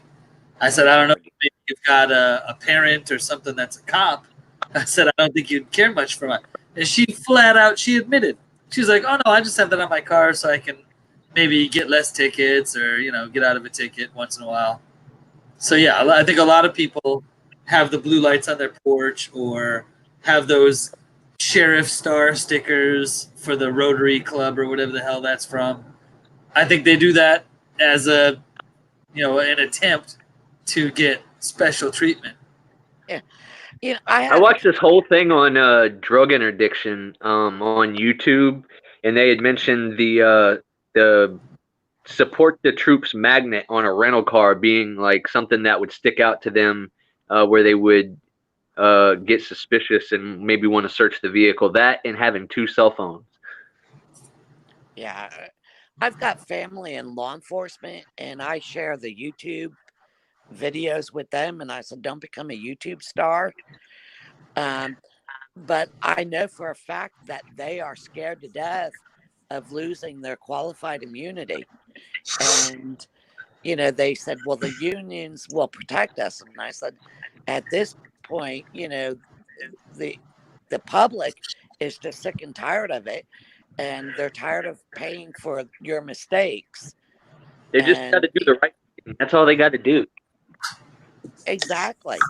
Yeah, I was in a conversation with a guy I've known for years, since before I was in law enforcement, and then after getting out of law enforcement. He's a cop and getting close to retirement, and we're talking about the whole qualified immunity and the Senate bill that would reduce, not quite eliminate, but reduce it. And he's like, yeah, if they do that, there's going to be so many cops walking. And I said, well, why is it? Well, we don't want to put our house up on, on the block for doing our job. And I said, well, do your job right. What do we do before 1969 when the Supreme Court created qualified immunity out of thin air? A 1980 lot of something A lot of before. cops, Indy, I can answer that for you. Back then and today, a lot of cops do an LLC, and they make themselves an LLC so that their home is protected. It can't be taken from them for their work liabilities. I saw that too. Yeah. But But yeah, the point I was making is that, hey, look, we had law enforcement for a long time before we had qualified immunity, and we certainly had it long before we had today's rules of qualified immunity, which are just totally out of control. Yeah. The courts have started to swing back a little bit, but not near enough. well, I know that. That's with a lot of public pressure, though.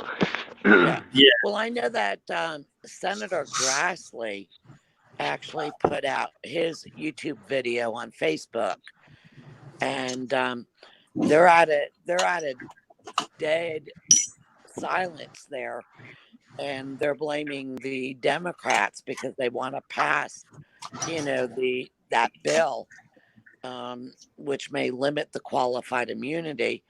And he's blaming the Democrats because they won't allow it to come out of committee. So he was kind of furious. And it was a bill that was put forth by the congressman from South Carolina, or the senator from South Carolina, who is African American. So yeah, they're trying, but I think Colorado has got the right idea. They're 10 years ahead of everybody else, I think, at this point. I think legislation is the best solution to reining in the rogue courts that create these things like qualified immunity out of thin air. That it just, there's nowhere in the code that gives the qualified immunity. Yeah, and I think that was the sentiment of the Supreme Court, which they put aside, and I think they're waiting for Congress to actually establish it, which will then give them, a roadmap to how to address it in the future.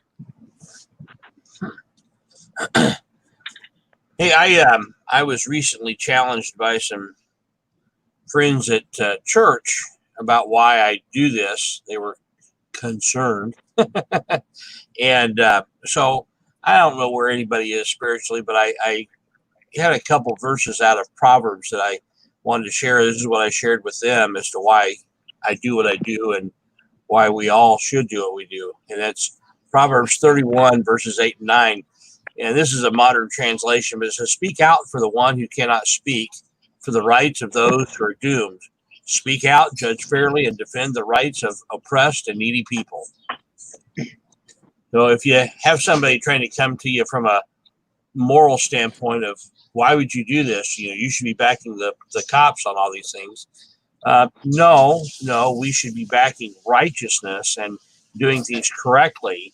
And if you're a Christian, then you should be speaking out for those who can't speak for themselves, and you should be speaking out and defending the rights of the oppressed and needy people. right? And Actually, you I know, had the the customer other, that yeah, that the other huge issue is the mask issue, which a lot of folks don't understand that it's not enforceable. For one thing, I've already had COVID-19. I recovered from it. I also have an underlying condition where I'm exempt from wearing a mask.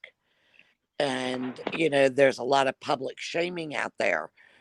So, I mean, I'm not going to tell you what state I'm in, but it's very strict.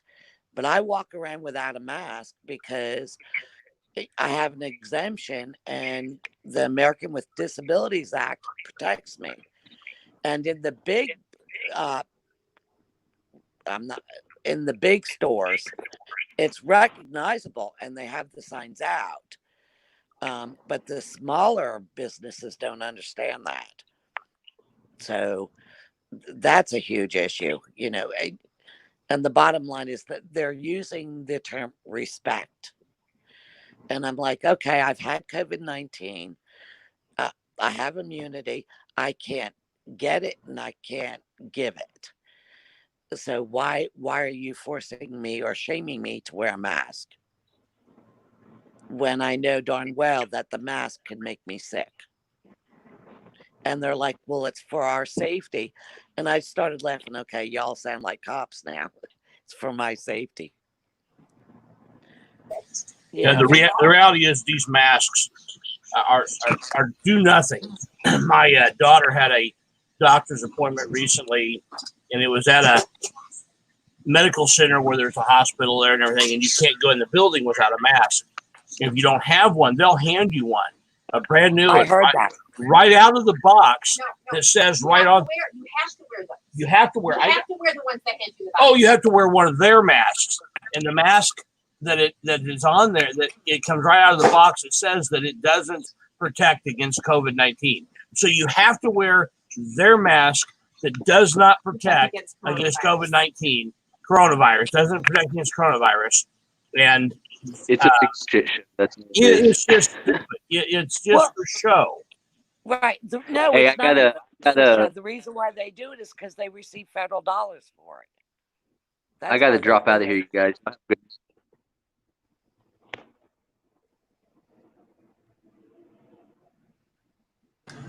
See you later, GA. Thanks for joining us tonight. Yeah, GA. Thanks a lot. Look forward to seeing you again.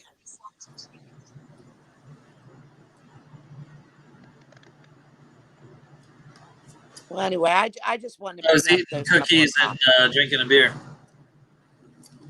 I just had a glass of wine. Right on. So it's. I don't know. It's just. I think it. Everybody needs to be prepared. There's going to be a second shutdown. Well, Florida already got it yesterday. I saw that. Reclosed yesterday. I saw that, and I forget there was one other state that's doing it. North Carolina's gotten stricter, and Governor Cooper, put out a $10,000 fine for businesses if someone's not wearing a mask, and it's $2,500 for an individual for not wearing a mask. I don't think that they can do that. He says he can, and he's doing it. But what I found fascinating was Governor McMaster yesterday put out and says it's not enforceable. He admitted to it. It's not enforceable, but please wear a mask. And that's what he said. Right. I've addressed similar issues in a few of my streams and a few of our bolt action streams. And the reality is that a lot of people seem to overlook is that there's three branches of government. The legislative branch is the only branch that can make statutes, that can make laws. The judicial branch then interprets those laws. The executive branch then enforces those laws. The governor of your area is part of the executive branch. The governor can't make laws, they can't make up new laws, and they can't even interpret laws that currently exist to fit within the mold of what they want to try to enforce. That's not their. Exactly. So when people say stuff like, "Oh, they're shutting down," they're shutting down the bars. I have a buddy who owns a restaurant bar restaurant, right? It's a double. And at the very beginning of this thing, I told my buddy, I said, "Don't close. Let them let them try to shut you down. File an injunction, and then that'll take at least a month. And then when the injunction goes to court, file an appeal if it doesn't go your way. That way, you'll never have to shut down. You'll keep your business open and just fight it later." And he didn't listen to me. But that's what all of the restaurant bars should have done, because the whole thing's crap. The governor can't shut down the whole damn state. Right. Now, And You're the whoever's right. in charge, whoever's in charge of the CDC of your area, they have some autonomy to do a few things, bypassing the legislative branch. But Well, not the I governor. don't. Well, what happened? I think it was the day before yesterday, or I think maybe Wednesday, where the president stopped the funding of the coronavirus research, and everybody was flabbergasted. They said, "Oh, well, we need the research," but what they're investigating is Dr. Fauci's partnership with the patent of the virus and the legality of that patent. So, and I said, so it's a lot of legal mumbo jumbo. I said, so don't get mad at the president. He's doing what he should be doing under the law. Right. Fauci cannot be an individual to own a virus under being a What are part of the government you even and talking make about right money. now, Peanut? What are you even talking about right now? What tangent are you going off on right now? What am I talking about right now? Yeah, what tangent are you going off on? How is patents to viruses anything what we're talking about right now? Sorry, I just went off on that. Thank I guess you. something went up and it just brought it up. Yeah. So anyway, and as far as masks go, here's another recommendation I'll make. Again, I'm not going to give any legal advice. I'm not a lawyer. But if you go somewhere that they claim they require you to wear a mask, if it's a private business, they can deny you service if you don't wear a mask. But if it's not a private business, if it's a public place and they are requiring you to wear a mask, just tell them that it's a medical issue, that you can't wear a mask for a medical issue. And then, based on not having to share your medical information, right? Based on that, you don't have to share your medical information. Yeah, that's correct. Yeah, they can't even ask you. Right. Yeah, and I'll give an example. I went into Walmart day before yesterday, and there was a greeter. I guess he counts the amount of people that go into the store, and he says, "Where's your mask?" I said, "I'm medically exempt," and he goes, "Okay, bye." And then when I got into the store, a customer service rep approached me and said, "Where's your mask?" And I said, "Well, I'm medically exempt." And he says, "My apologies." And he walked away. So in that particular Walmart, they do, so it was not a problem. Right. But That's private business. yeah. So, and then I walked in. It was fun. Free Church Press is telling us that I'm incorrect, that public accommodation laws are in full effect. What's up, Hillbilly? You trying again? You're muted. You're muted right now, buddy. There you go. All right. How about now? You hear me now? There you go. Yeah. Like I said, I'm a hillbilly, so I'm not good with this stuff. But just a big fan of you guys. I watch all your stuff, all y'all combined. I watch Bang about every time you're on or have in the background at least. Thank you. I appreciate that, my friend. I love that you guys have the guts to do what a lot of people can't just go out and do or are intimidated to do. And I would say you're the generals in the army of freedom right now. So just a big thank you for one. The other thing, Thank you. with the masks and these unenforceable law or rules, I guess you'd say, it's similar to when you guys go into a post office. It's all BS on there, and there's nothing backing any of it. It's not like our current. There's nothing backing. I mean, they're coming up with it on the spot half the time.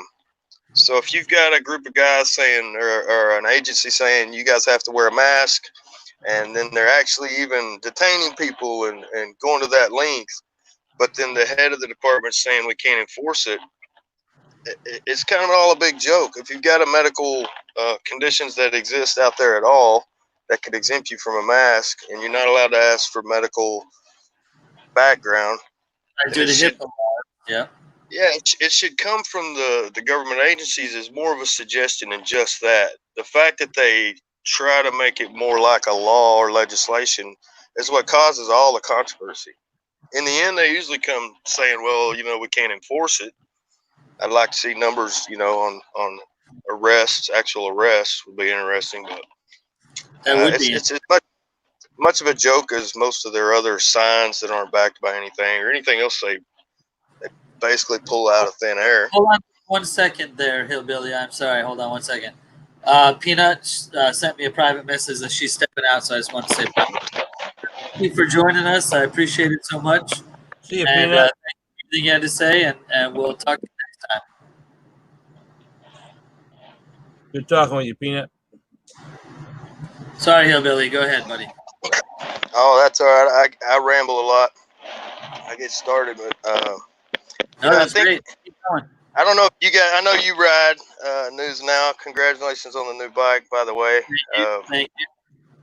I grow cannabis these days, but for years I did custom bikes and service and repair. Just I live, breathe the motorcycles, man.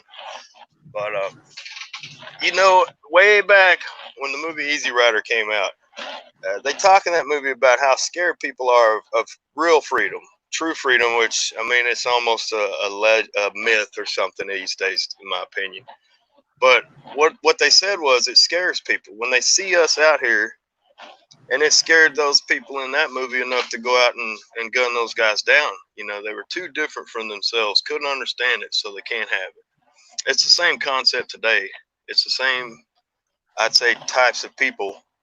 Authoritative, or one of the auditors. I watched so many videos, I can't remember which one it was, but they asked the cop, I believe it was at a protest, they said, when it goes down, which side are you on, the authoritative side or on the side of the people?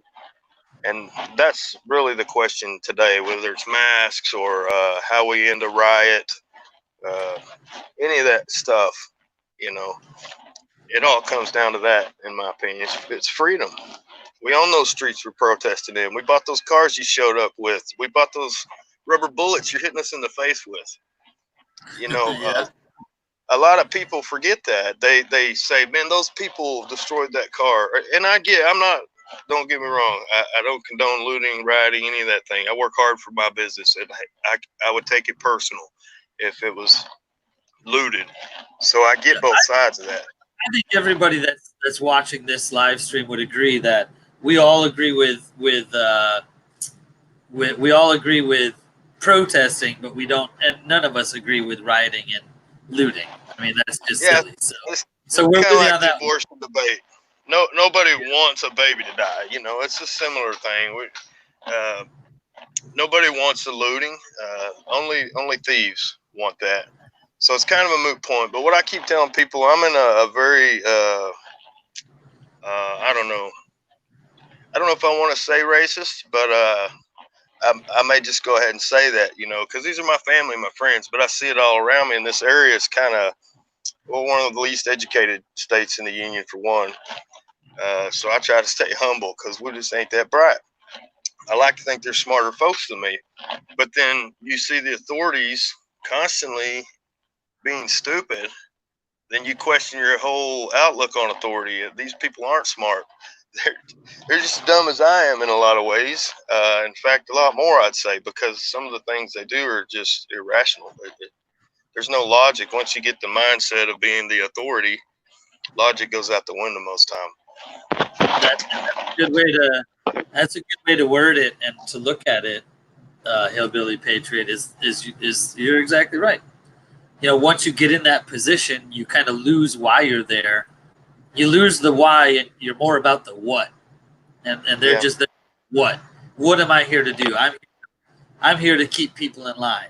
I'm not here to figure out why they're acting this way. I'm not here to figure out, and put them in a better place. I'm just here to do the what, and that's force these rules that may or may not apply in this situation, but I'm going to do it. And the manner in which they're trained to do that is with force, to whatever extent that is. Whether it's telling you to sit on the cattle grill, the grill of their car, or whatever that force is. One cop said it real well, and I see his side a little bit on this one. I don't see the cop's side a lot of times, but he said, to all the Beckys of the world that Wrights calls them, or Karens, if you don't want, for the issue that you're upset about, if you don't want men with guns to come and throw that person on the ground, rough them up a little bit, that kind of force to show up to lethal force, don't call us.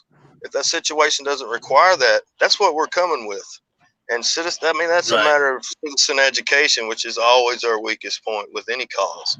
Citizens aren't going to go out and educate themselves. Hey, by the way, how do you battle that? Bill, Hillbilly, I respect the beard, man. I've got a decent beard, but man, yours is epic, man. I love it.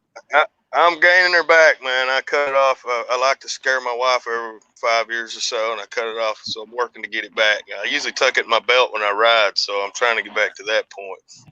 Yeah, I cut mine off a year ago, Mother's Day, and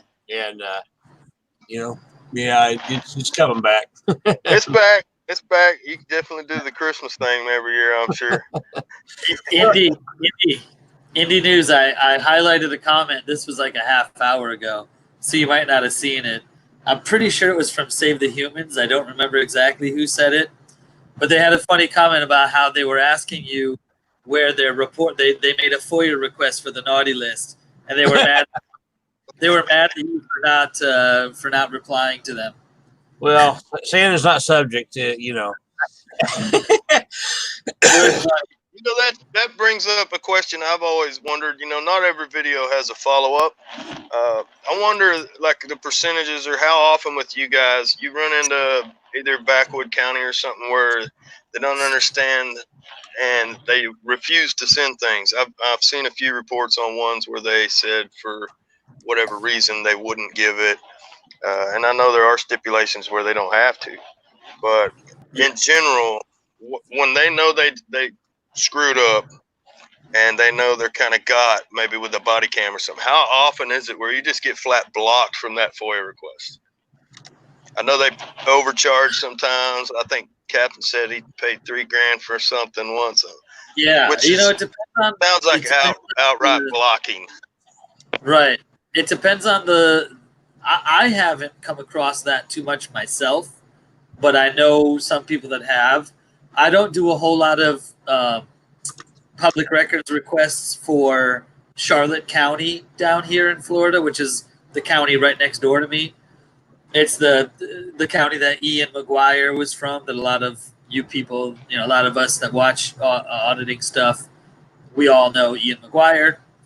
And that county's kind of crazy. I've got a couple of buddies who still try to get records from that county, and they're blocked constantly. Well, you got to know if you're a dirty cop and you've got that body cam on and you know what you did on there. You lost your temper or whatever. Let's say you shot a man. With human beings in general, there's going to be a major struggle there of integrity with just about any man. Man, that's your life. You talk about giving up the rest of your life. Yeah, the real question is, and the point that you're making there, HP, the real question is how many body cam footages get lost that we don't even know about because of a situation like you're mentioning. If them just disappear into nowhere and we don't even know to make a request for it, because we don't even know something happened. Well, you guys think about this. If that man's willing to knowingly violate a minor right like IDing you unlawfully, say a man knows he's IDing people unlawfully and he's just not pushing it too hard, but if they'll let me get by, I'll pull that trigger. What do you think that just that level of integrity already tells you most likely percentages of what a man's going to do if he's got a serious charge on a video or evidence that he could block if he has no integrity. If they're going to violate rights on an ID, you don't think the integrity that they already showed you would delete a body cam footage? I'd say most of the time, in serious allegations, Well, I bet it's more than 50-50, you know? Fortunately, most police officers do not have the capability of deleting the body cam footage. Unfortunately, there are people in the department who do have that ability, and that's where the problem is. The file gets corrupted. Somebody walks by with a magnet, and something like that. Something bad happens there. The other I bad guess that's problem. my question. How often that happens? The other problem is that a lot of times the cops just don't put the camera on, or they mute it, and so you don't know what's being said, or you can't see what's happening. And there was Rice Krispie did a video. They're one of the departments down there.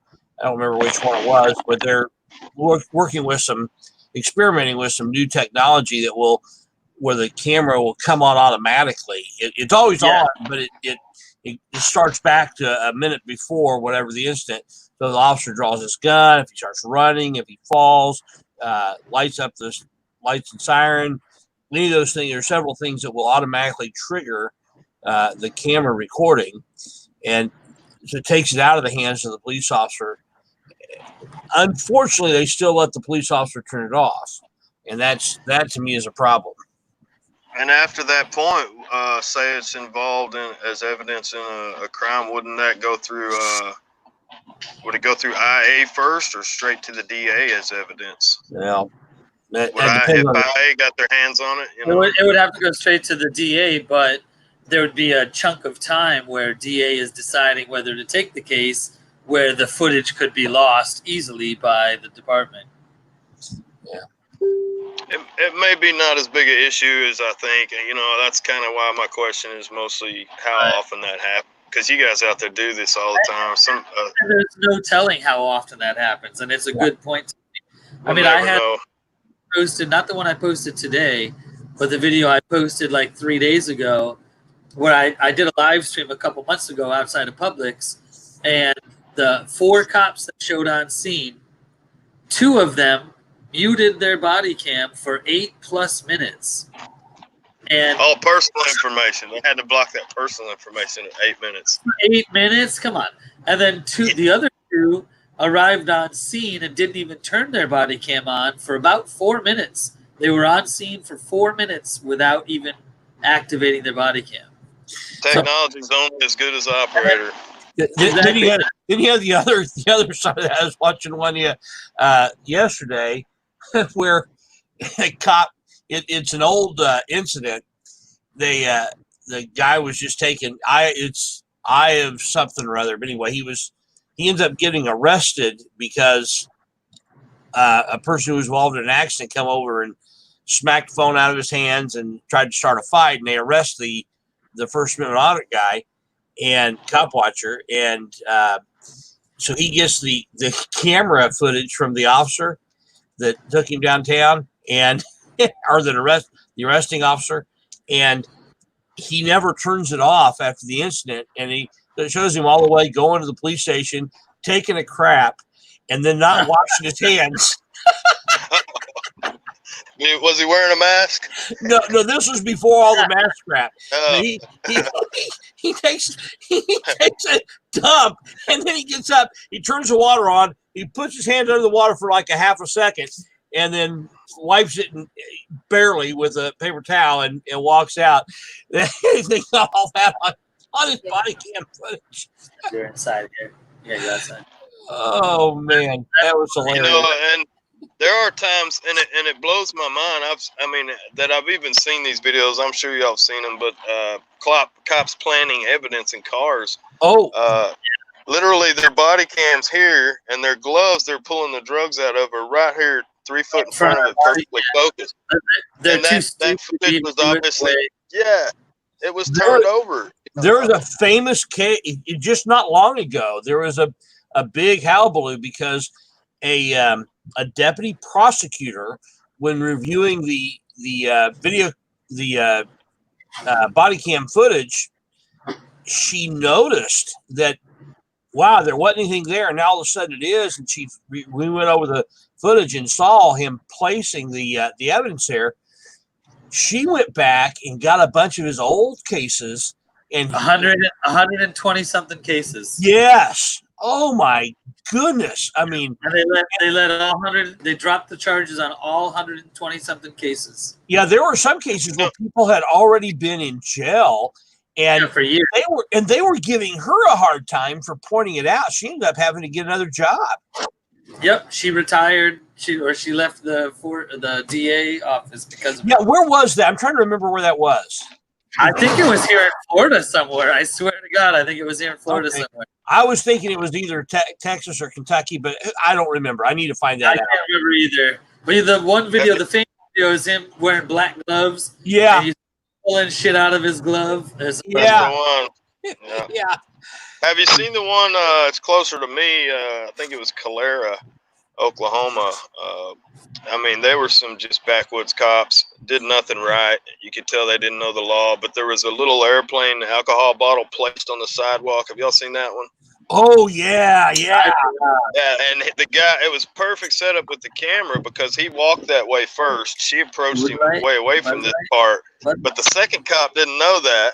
And it's funny, he placed the bottle where she had moved the guy. Or he placed it, and he had footage right before it wasn't there. This cop shows up, it's right where he was. Come on. That's why you guys say it sometimes. These cameras ain't never going to make you do something bad. The camera's never going to cause a problem. It's never going to be a disturbance. You can set it on a table and nobody would know it's there. I'm just a citizen holding it. Yeah. That camera in any situation can't make you. Yeah. If the cops have such a tight brotherhood and they've got their stuff together so tight, then what are they worried about? If when they say it's baiting, okay, you're baiting us and you're causing a disturbance. Well, that means you're easily baited. If you know that's what they're doing and you show up and you do anything, you did that, not them. Just do your damn. Well, all law enforcement, they're masters at baiting. Well, Captain Awesome said it once, I believe. A citizen can't bait the government. It's not possible. It's not even possible. Right. If you really think about it, a citizen can't entrap the government because we have transparency. We're supposed to be able to see everything, unless it's restricted. Which even the auditors don't complain about that. I noticed in the documents y'all were looking over earlier, the thesis, they were talking about. I can't remember how he said it. I'm blank. I can't remember the phrasing, but the guy's wording and everything was so wrong, in my opinion, in that whole document. It really worries me about the future of bootlickers, bootlicker babies, because that stuff is learned. That being authoritative, or we the people, constitutional minded, which is radical now, I guess. I'm a radical with all my buddies because I talk about the Constitution, and it shouldn't be that way. But there are two types of people, and I think everybody, especially with all this stuff in the streets going on and the COVID, all this stuff, people are really clicking up more than they were, and it was pretty bad before. But yeah, well, what you just said, Hillbilly, is a good point, and that's that politics and political views, which would in turn be what we're talking about with auditing and with bootlicking and how you feel about cops, ultimately the platform. And politics is a nepotism. How do I turn that into a verb? Nepotistic is a nepotistic forum. It's something you learn from grandpa and then dad and then to you. Like religion, Yeah, it's passed down in this nepotistic-ish format. So if you grew up in a bootlicking family, chances are you're going to be a bootlicker too. And so here you That's are, what. where you've kind of broken out of that shell. Maybe you've broken out of that mold, and that's awesome. But it's awesome for us, the community that wants you in it. But it's horrible for you in that everybody around you thinks you're fucking crazy. Yeah, I've always been the rebel of the group. I bring that on myself. I know. I can't imagine that. The first tattoo I got on my arm that showed was in middle of the Bible Belt, and I knew it. A small town. I knew what it would cost, even with my folks and everybody, and I still done it. That's just a small example. My entire life's been to question authority, and when I see, and I tend to overthink everything. My wife will attest to that. But when I see what you guys were doing with the audits, man, it blew my mind. It just ignited a passion, that was already there. That's awesome. But to see this, and I see these protests the same way. Not to be too political about anything, but I see that as literally the government fearing the people. Anytime I hear that, and people are like, "Oh, those cops are scared," I think, right on, man, because that's the definition of liberty. That means something's good. We've been scared of them for so long, I don't have sympathy for these guys, and I don't. You seen the video where they shove the old man and he's full of blood, and the one cop tries to bend down and help the guy, and the other officer, probably his commander, grabbed him, said no, and kept him moving. That's shows us we've gotten so far wrong. And if that was one cop that leaned down there was probably 50 cops that you could see in that frame. Only one of them bent down, and none of them was man enough to question the commander and say, "You're crazy, man. That ain't right. Right is right, wrong is wrong." At common sense, I'm a hillbilly, and that's what I live by. We all know government deludes everything, screws everything they get control of up into. It's like this thesis. There's nothing complicated about it. Like I said, it's the bootlickers that are complex by it because they don't understand freedom. The First Amendment's already written, and we don't need any genius college kid to come up with this thesis of how to further restrict our First Amendment, the very First Amendment of our Constitution. Yeah. That's madness. I've got maybe about 100 videos, and I would say at least 5 to 10 of them, at least 10 of them, I try to talk to somebody in my videos somewhere about the First Amendment. And I say that exact thing, like, it must be important. It was the first fucking amendment. And then I'm shocked. And I'm shocked every time. I always ask, like I said, in about 10 of my videos, I'll ask somebody, why do you think, and I'll pose the question to them, why do you think our founding fathers thought freedom of the press was so important? Like, what do you think the purpose of that was? It's generations of training, programming. They got no clue what the concept of freedom of press is, and I try to explain to them, and I'm sure it falls on deaf ears. Like, hey, our founding fathers got sick of England giving them all of the information they were allowed to have, so they thought, hey, if everybody's press, then they can't control the dissemination of information anymore.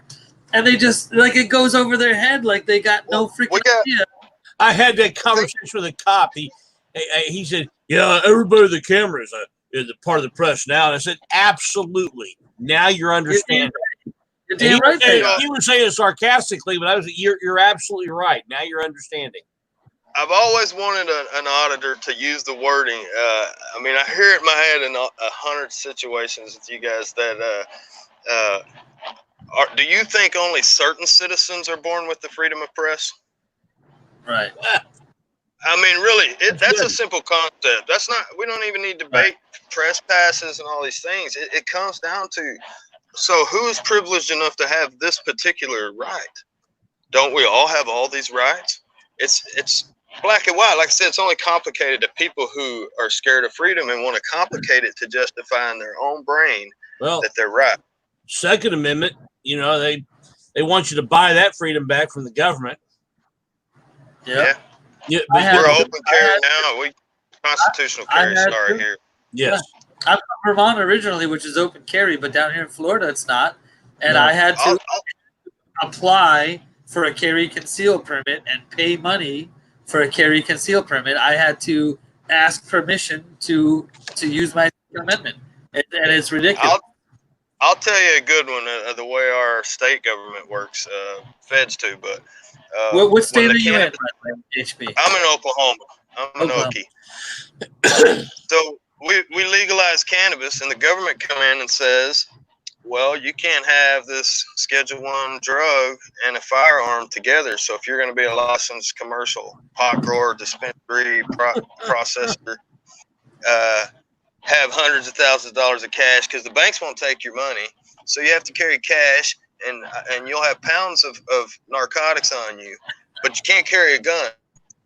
Do you not think that that's a recipe for disaster? But that's how far their illogical thinking goes with their authority. Now, if that man that wrote that bill against me having a gun to protect myself with this stuff was sitting in my truck with me to go on a few runs, he'd rethink what he wrote. But you can't tell us we can do this and then try to get us all killed. And that's a dispensary owner. Think about that. Tell a dispensary owner with $100,000 cash in there and pounds and pounds of weed, he can't have a gun in there. Ignore what your particular business is. They basically are telling a business owner that they can't protect their business. Yeah, and we're back to, you don't have the right to tell me that. You know, what authority? If it says shall not be infringed, how does any government agency anywhere ever legally get away with infringing that right? It's written to be unbreachable, but it's not. Yeah. You know, I had a permit before we got constitutional carry, and that happened after the legalization. Some lawyers, we went up, and I'll tell you, when I realized, when I told my wife, when it hit me personal, government oppression, is when I went up here to protest or actually meet with some of our state representatives in our for OMMA. It's OMA, the regulatory group here in the state for cannabis. No one would identify. I was trying to get info. I was actually, you know, I'm a businessman trying to deal with the agency I have to deal with and trying to get info. And when I would, I mean, just nicely saying, and what was your name? So I could jot it down in a note, you know, like I figured anybody would do. They'd say, oh, I can't give you that. And I'm thinking, wait a minute. I had watched enough audit videos to know everybody in this building is paid for by my tax dollars. You don't have the right not to tell me who you are. A group of them, they sent out this little representative guy, poor guy. We had 200 people out front. You know, our head guy was an attorney that's got some stroke in the state. We were politely protesting. We were asking to just sign a thing so that they know what our cause was and everything. They sent out this guy to deal with the entire crowd and with the authority of OMMA. He wouldn't identify.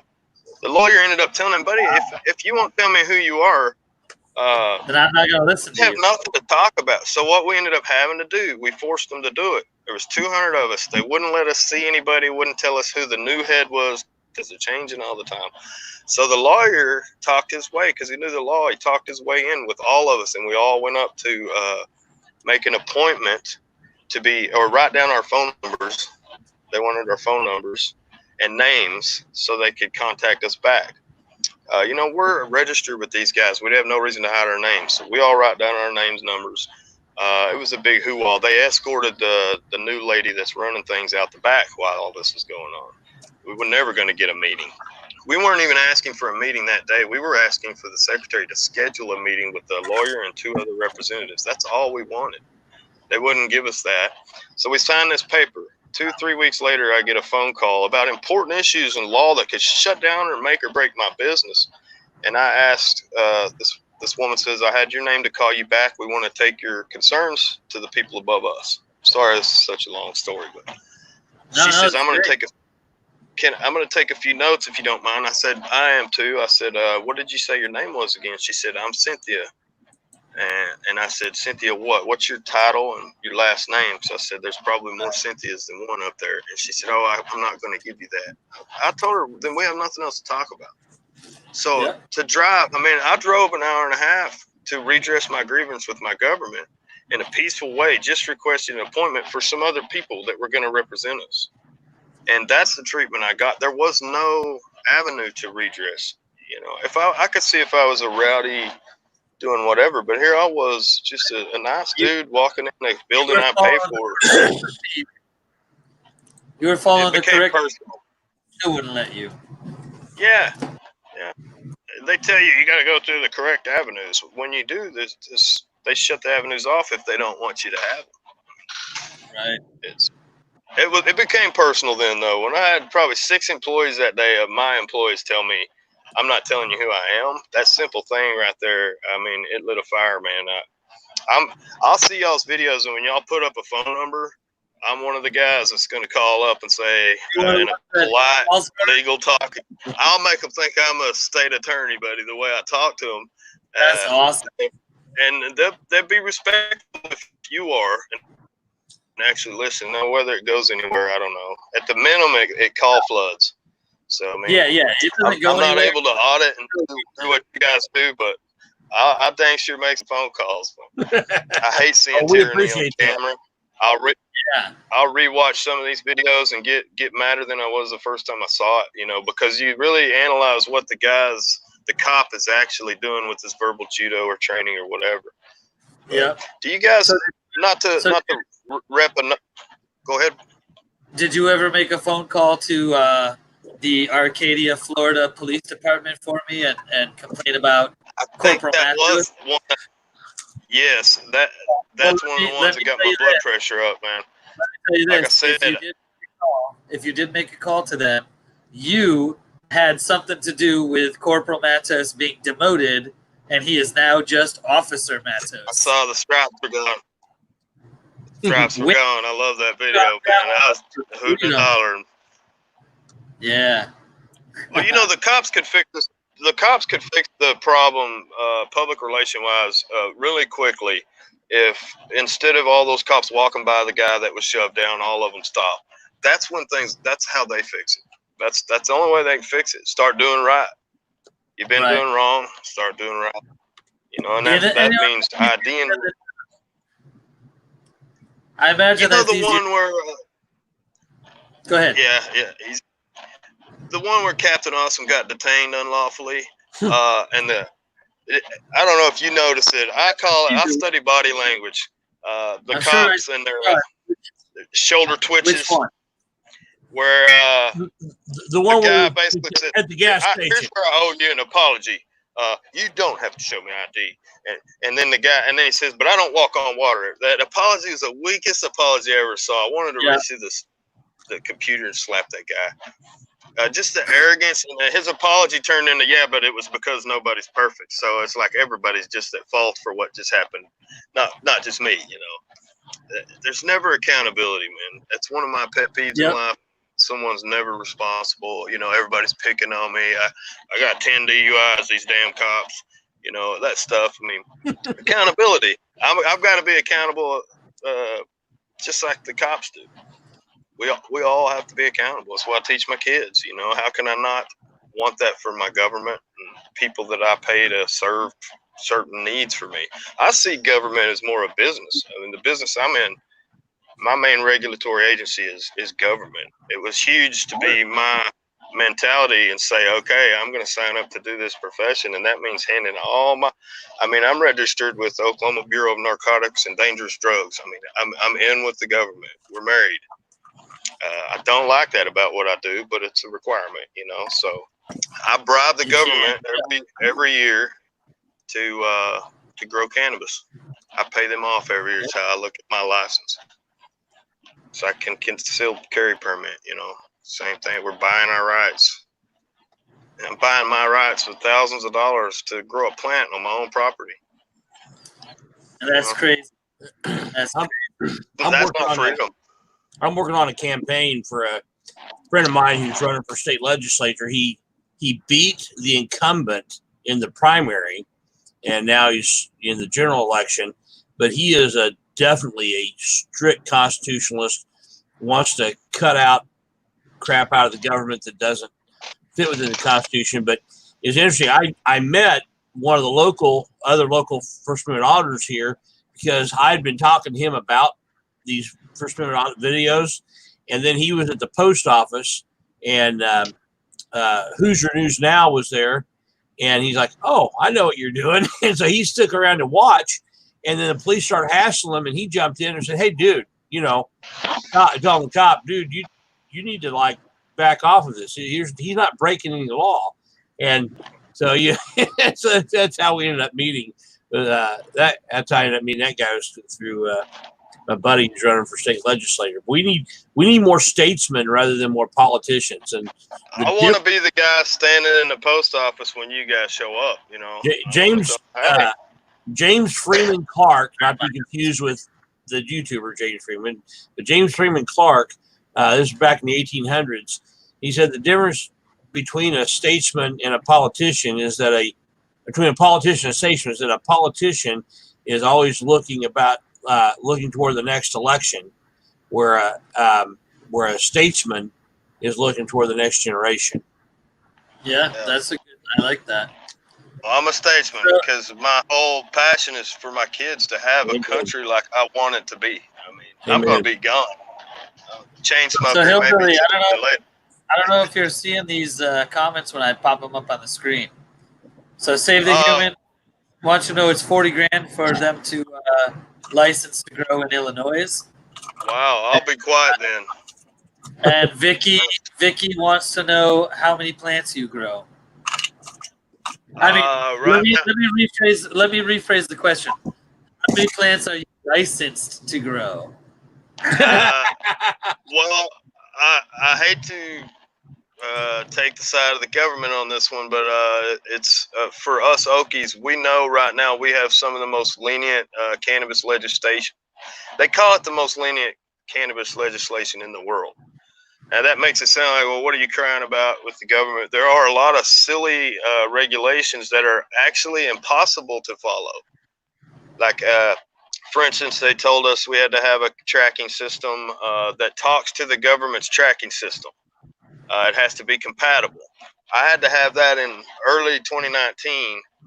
The government said they'll choose their system in mid-2020. So for that time span, there wasn't a cannabis grower in the state of Oklahoma that was compliant and couldn't have been fined and shut down. They do regs like that all the time. However, I can grow unlimited plants. In Oklahoma, there's no limit. If I've got a commercial license, I can carry as much as my Suburban will hold, or tractor trailer for that matter. There's no quantity limit in Oklahoma. However, it's a $2,500 license for the year to be a commercial grower. A lot of the expense comes from meeting your regulations with camera systems and security and different things. Tracking systems can cost a lot. Electricity, the normal things.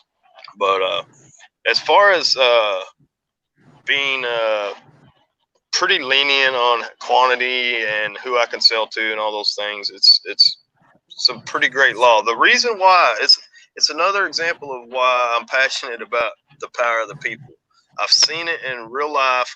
I'm in the Bible Belt, and 57% of the state showed up to vote on State Question 7888 that legalized cannabis here. 57% of the state hadn't showed up to vote for anything in our history. It's a huge margin. That's not 57% of voters. That's 57% of the entire population showed up to vote. And when they've tried, we've had to go to that. The people, poor boy hillbillies like me, have had to go to that state house several times with the decent attorney who's fighting a lot of it out of his own pocket. He's got some money behind him now with donation type stuff. But we've defeated several silly anti-marijuana bills from the other side, radically the other side in the state legislature. We've shut them down. And when they try to, Stitz tried to veto a few things, the state legislator undid his veto. So there's a strong opposing force here, but every time they pull something, the people have shut them down because we voted 788 as law. It's hard to fight something once it's law. Yes, They're trying to, they amended a lot, and OMMA can add regulations or subtract or whatever. And there's a lot of things, if you've read all the legislation I've read involving this stuff in our state, there's a lot of ridiculous things. I mentioned one time in the comments we should have a cannabis discussion. I don't want to make everything all about that. It's just, to me, it relates to you guys in dealing with the government. It's the same government, same technique. Yeah, it's exactly. It's the same Stonewalling. Same principle. The same principle is in effect. Yeah. You know, Some people are starting to get it though. I saw today or yesterday a police officer in a county. It may have been local. I don't remember if it was national news. Don't get me lying, but he had all the blue line flags taken down off of every state, every vehicle related to his department. Good for Any him. building, anything. That's great. He said, I want it erased. I want it gone off of anything we've got, and they did. So, I mean, that's small steps, but for I hate these that. issues, I hate that freaking blue line flag. I hate it. oh man. Well, there's an ignorance there, man. Ignorance is hard to fight, but ignorance means hope because you can educate. There's a chance to educate. Yeah. You know, people, myself included. You know, I'm gonna fess up here, guys. Like being in a Catholic confession booth. I did a lot of restoration work and rustic wood stuff for people in some nice homes, and I had a lot of high-end clients. They'd want some rustic stuff. People started wanting rustic blue line flag, didn't you? I made one, and I made it for a guy who wanted a cop one and a fireman one. And this is why I'm glad you guys are doing what you do. I didn't think nothing about it. I love America. I've got flags in my shop. I've always been kind of anti-cop, but I never thought about that flag. But now that I've seen the light, man, I could not be more against that. So there's hope. If I flip the light switch on, other people can. So I was glad to see that cop did that. That affected an entire department. Every cop in that department went home and told his wife. She told her friends. People hear that, you know, it's not just one department. It affects everything else. You know, it affects the storyline, the narrative right now. Here's the thing: those blue line flags are a violation of the flag code. And then the first thing they're going to say is, well, the flag code's not enforceable because of the freedom of speech. And that's partially true. It's not enforceable. I agree with that. It's not enforceable to you or me as individual citizens, but it is enforceable to departments that are agencies of the government because the government does not have free speech. You don't get to have an opinion. That's the gist of the blue line on Now cards. you guys are getting into the press on world, right? You know, if I've been in a contract with the government, right? I no longer. Every time I hear Captain say something about a contract with the government, I've signed all these cannabis contracts. It's you hand over a lot. That was stuff was important to me, and now I've handed it over for the business. But so Hillbilly, what I'm referring to, do you ever watch Press On's channel or no? I don't remember that one. No. I write it down somewhere. I want you to go and watch some of his work. His channel is called Press On, and he really does a fantastic job at making a separation between a we the people and a person engaged in contract with the government with a person. There's a difference between a people and a person. You'll have to watch him. He's Well, and they need to educate all government employees better. I mean, it's clear. I mean, if you guys are doing nothing, you're showing a lack of training. I mean, poster 7. Exactly. Simple things, man. Those are. I mean that. Why did they have this? I'm sure we spent millions of dollars paying public officials to have tons of meetings for months and months and write these rules up, and they make this official poster. Then that goes through a process. We paid to turn the lights on in all the buildings while they do it. The money is so sucked out of things for that stinking poster to go up on the wall, and then we're not going to tell our employees it's there. Or even if a citizen shows it to them, they're not going to listen and look at it anyways. It's ridiculous. It's training. That should come from the top. When we make this poster, okay, now we got to make sure every employee knows what's on that thing. I was in the oil field for 20 years. I mean, training is everything. People's lives are at stake. We did stuff right. You know, I documented everything. I can't tell you how many. I mean, I've been in federal court over death cases and accidents and things. You know, we had to dot our I's and cross our T's. Why can't a police officer?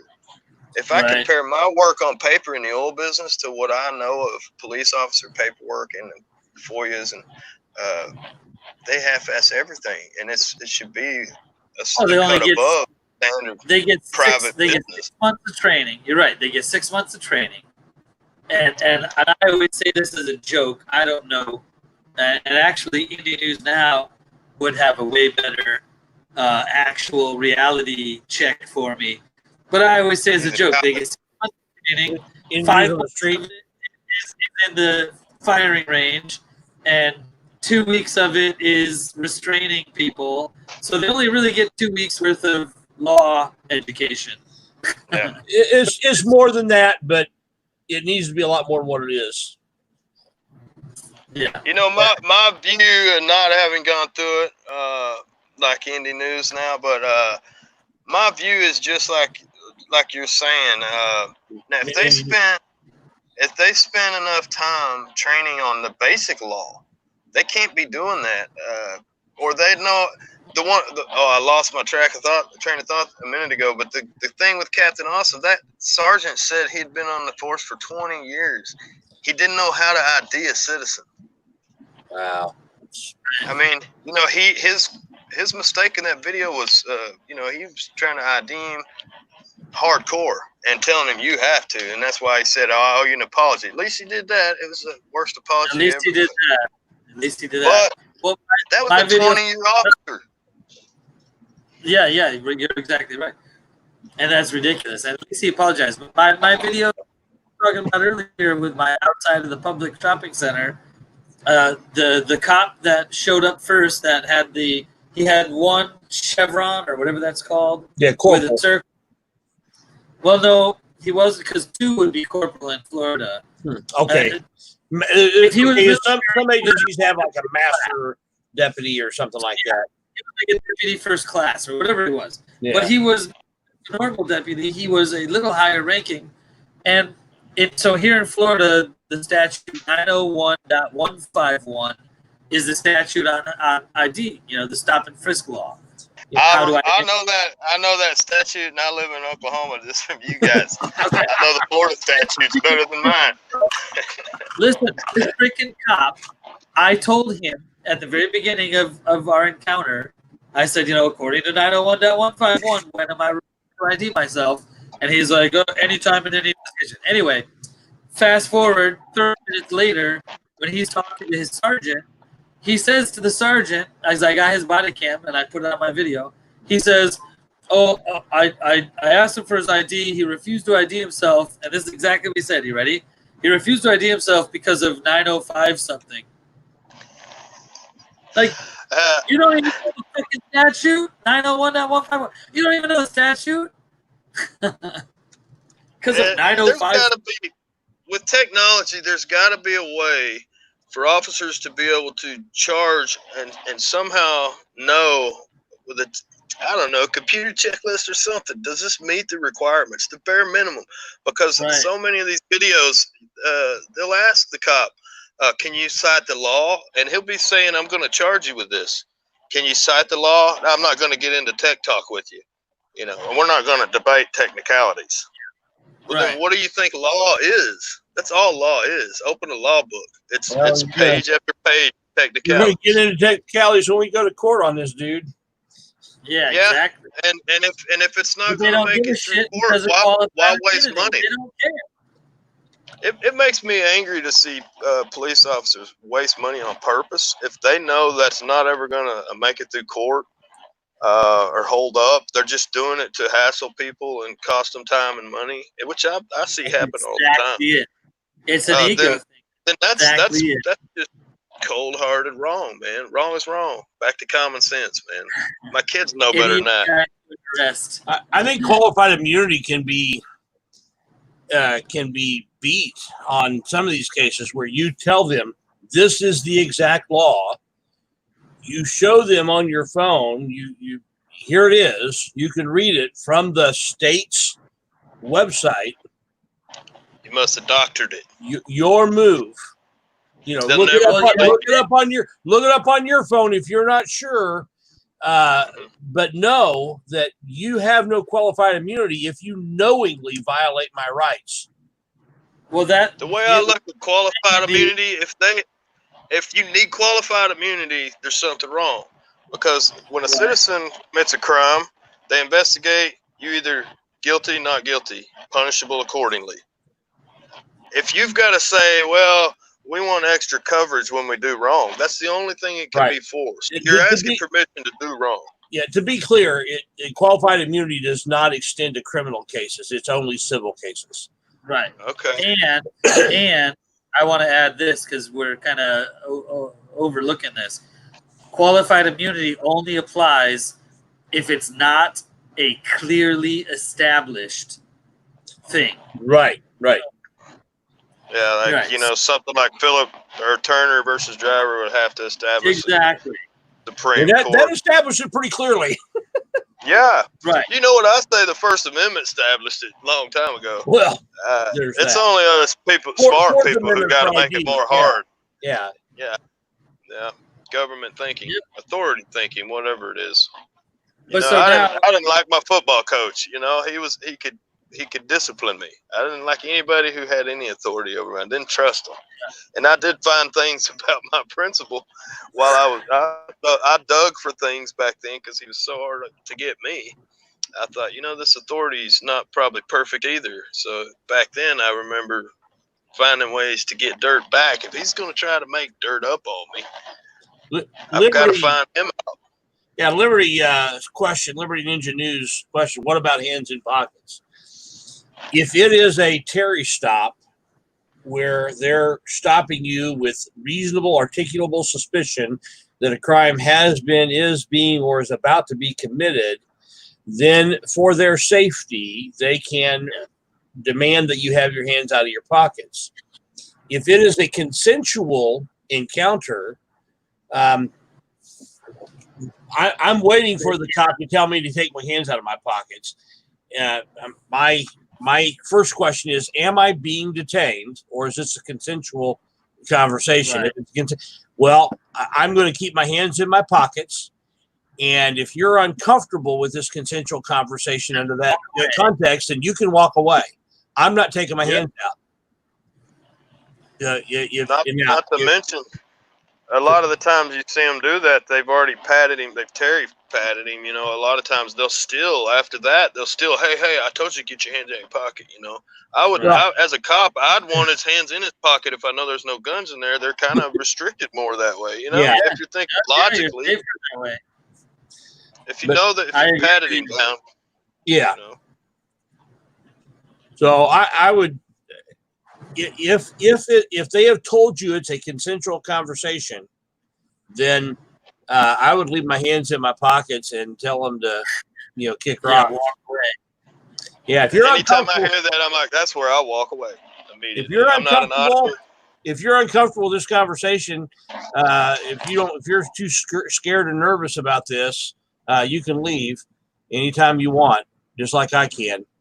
But I was here first. Well,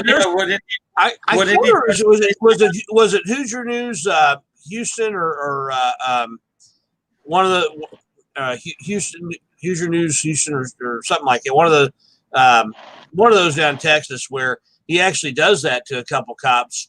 So, well, get your hands out of your pocket, and he said, "Well, you said this is a consensual conversation, right?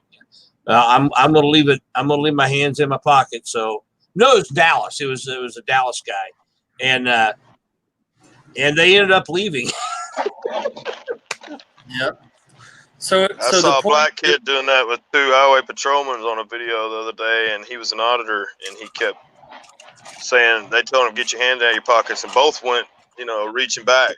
And he's like, I'm going to do it again. It was aggressive with us. And I appreciate what you're doing, but I wouldn't be aggressive. Yeah, I wouldn't be aggressive. No, even when you're right, it's not worth your life. Right. You can tell when a cop's scared, and that's when you got to worry for your life. That's the ones that kill people. When he's scared and that gun's out, you better do what he's saying, at least till he calms down. That's like a dog opinion. Dog bites when he's afraid. Absolutely. So do citizens. They scared us, and that's when we bite, and that's the problem on both sides.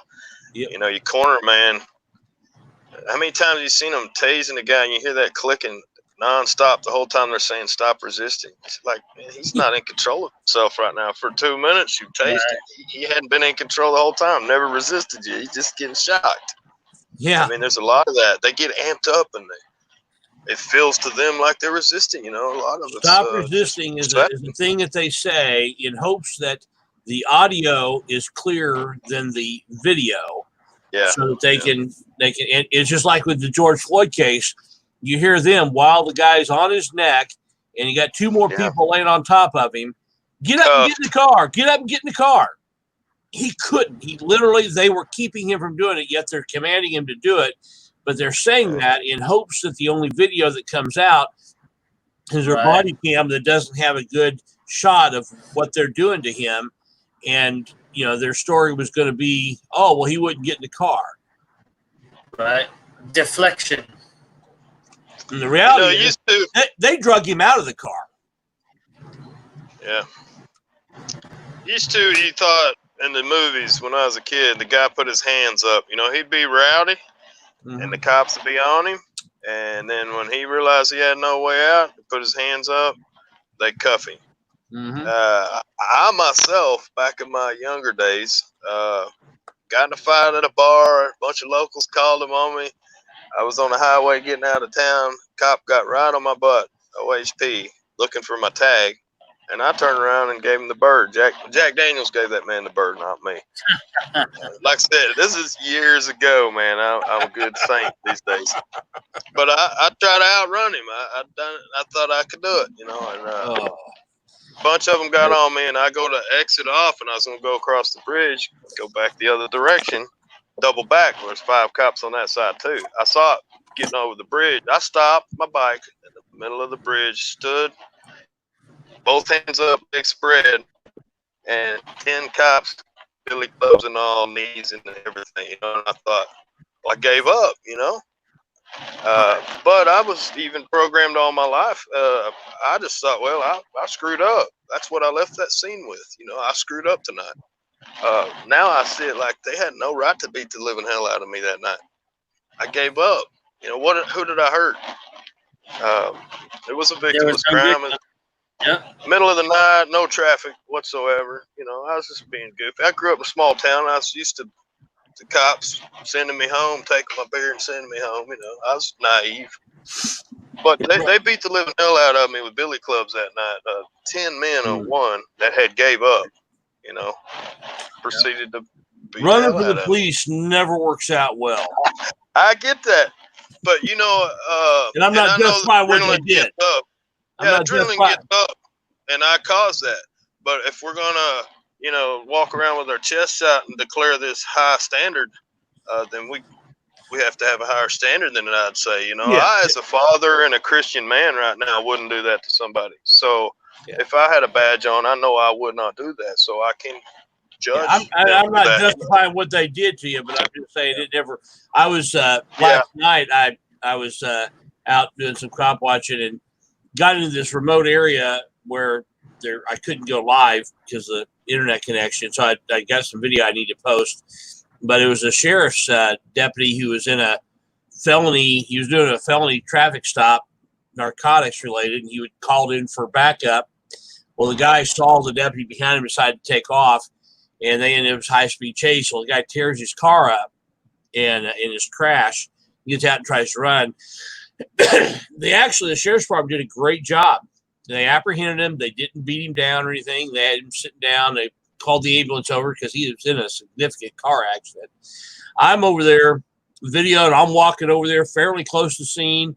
They're saying hi and not giving me a hard time. One deputy gave me some silly directives, like, I gotta be careful you don't get run over on the street. It's like, okay, that's why I'm standing where I am, because they're not going to run into me. Exactly. I didn't go into don't eat yellow snow and don't run with scissors. I did tell him, I said, and I don't run with scissors and I don't eat yellow snow. I'll be okay. I'll be okay with that. But other than that one deputy giving some silly directives, they were all very polite, courteous, and didn't try to keep me away from the scene. And they did an excellent job. I'll tip my hat to them.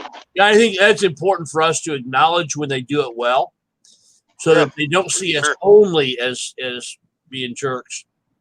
Well, the point of all of it has to be to get them to do it well, So Right. So someone is, reward yeah, the good behavior with good words, yeah, and then smack them down with bad, with negative comments when they're doing it wrong. Expose the truth. That's the important thing. I learned that as a parent. You spend your time getting on the kid to correct every misaction, but then when you find something to praise them on, man, it just it makes the kid bloom. Same with anybody. They like praise, so we give it when they need it. They just need to earn that more. Yep. Let them see. I'm absolutely pro cop. We need someone to show up and investigate a murder and this and that. I'm not so much on victimless crimes, but interesting thing a guy said the other day about police tickets done with cameras, less traffic, policing by actual police, more technological ways to do it. Just an interesting thought, I thought, to look at. We got to look at different outside of the box ways. There's some strange ideas out there, but there's some things that might be workable if you modify things a little. But people are thinking outside the box with policing now. They were saying you end up at the end of the interaction, whether a camera sends you a ticket for not stopping at a stoplight, you end up with a piece of paper in your hand at the end of it in the mail, and it says, and then you decide, am I going to fight it? Am I going to pay it? If a cop interacts with you, same thing happens at the end of it. He hands you a piece of paper. You say, I'm going to fight it or I'm going to pay it. But you eliminate the dangerous escalation and all that with the armed, trained enforcement. On certain things, and I don't know, we don't have a camera out here in the country everywhere, so it doesn't always work. I just mean the type of thinking that, hey, could we do these things different than just I can tell you from law enforcement, pull up on one guy. From law enforcement standpoint, they don't like that because they look at traffic stops as whether this is right or wrong is not the issue. It's just how they look at it. Traffic stops are an opportunity to make contact with the public and see if there's other crimes that they can enforce. Shake them down. Well, and sometimes, you might happen on a traffic stop, and in the process of that traffic stop, discover that this guy had just robbed a bank. Stranger things have happened, and okay, that can happen, and it does happen occasionally, but you don't have to look at every traffic stop as wow, I've failed somehow if I don't find other violations here. Yeah, and if you look at that constitutionally, search most all law. If you get specific, if they want to search, say, your trunk, say the bank robbery scenario. Yeah. If you by the words, if you look at black and white, they have to say, okay, we're going to search your trunk for this missing $50,000. So let's say some other criminal thing was in that trunk, and they found the $50,000 and charge you with that other thing. By the law, they're not supposed to have access to, even if it's an open, obvious crime. Well, no, that's not true, because once they have a right to look there, anything else that they see in plain view can be used. The way they get around it also is they get permission. They get the person to comply by giving permission.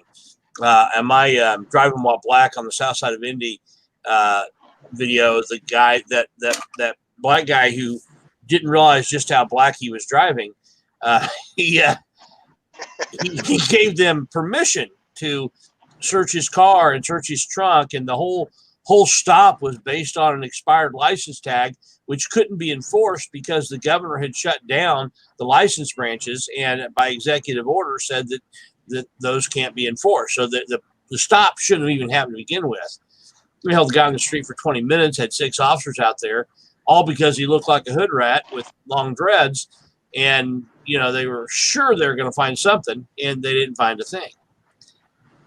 You know, harassing people. I see a lot of videos where they do the whole drug dog to eliminate or to get probable cause and all that. I saw the a report where they tested like almost 300 dogs in a church that they had never put drugs or Yeah. bombs in, and they alerted like 267 times. Yeah. So how is it a right of ours to have our Fourth Amendment right, and we can get rid of that with a phony dog test that's been proven phony? It still makes no sense to me that's not That a is huge a great question. That's a great comment, and it's a great concern, and it's one that has been opined over many huge. times, many people.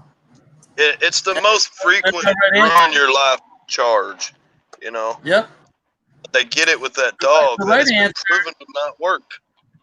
right? The right answer, in my opinion, is uh, have a way to track the percentage of hits that are actually where drugs are actually found. You know, the right answer is to have some sort of way to grade the dogs, and any dogs that fall below a certain percentage, they're out of the system. But they're not going to do that because they know just as well as you know that the dogs are a probable cause It's phony. generator. They don't give Yeah. a shit about whether the dog's right or wrong or whether there's a command or not a command that makes them hit. They don't. All they know is their dog generates probable cause for free. Yep. They now have free probable cause and they can search your car. That's all they give One a shit case, about. one dog didn't alert. The first dog didn't alert, so he calls his buddy up. Hey, my dog's arthritis is acting up. Second There dog you comes and alerts, right? They find nothing. The guy they're searching is involved in law enforcement. He was appalled. You know, they were just swearing, well, we think you're lying. We're going to get our dog. They didn't want him to search. He knew his rights. They still pulled this phony dog thing. The problem with that dog thing is one of those dogs is obviously wrong. Which one? When you go to court, which Are you one? talking about the one on I-40 in Tennessee? It was a policing for profit, yeah. A Yeah. report. Yeah. So that's the one they talked about searching that church with, and that's hundreds of dogs, man. That's a really good test of percentages there. That's hundreds of dogs, man. It's like 70% of the time they were sniffing it, and it was that guy never and there. his wife were coming back from a funeral, and heading back. He was in military law enforcement. I saw that. California. Yeah. That was amazing. And well, we just don't believe that you're there at the funeral. They've got the program from the funeral. The flowers that were in the car, they said was shake. When they didn't find nothing, they found in the report. They didn't tell the people that. That was in the report. Yeah, he found that out when the news story was being done. Cover their butt, man. That one, they had followed a guy with a gun. They were looking for money. Right? He was a military policeman. Yeah. Yeah, that's another huge one with policing for profit, man. Those guys were obviously looking for cash. They did not care.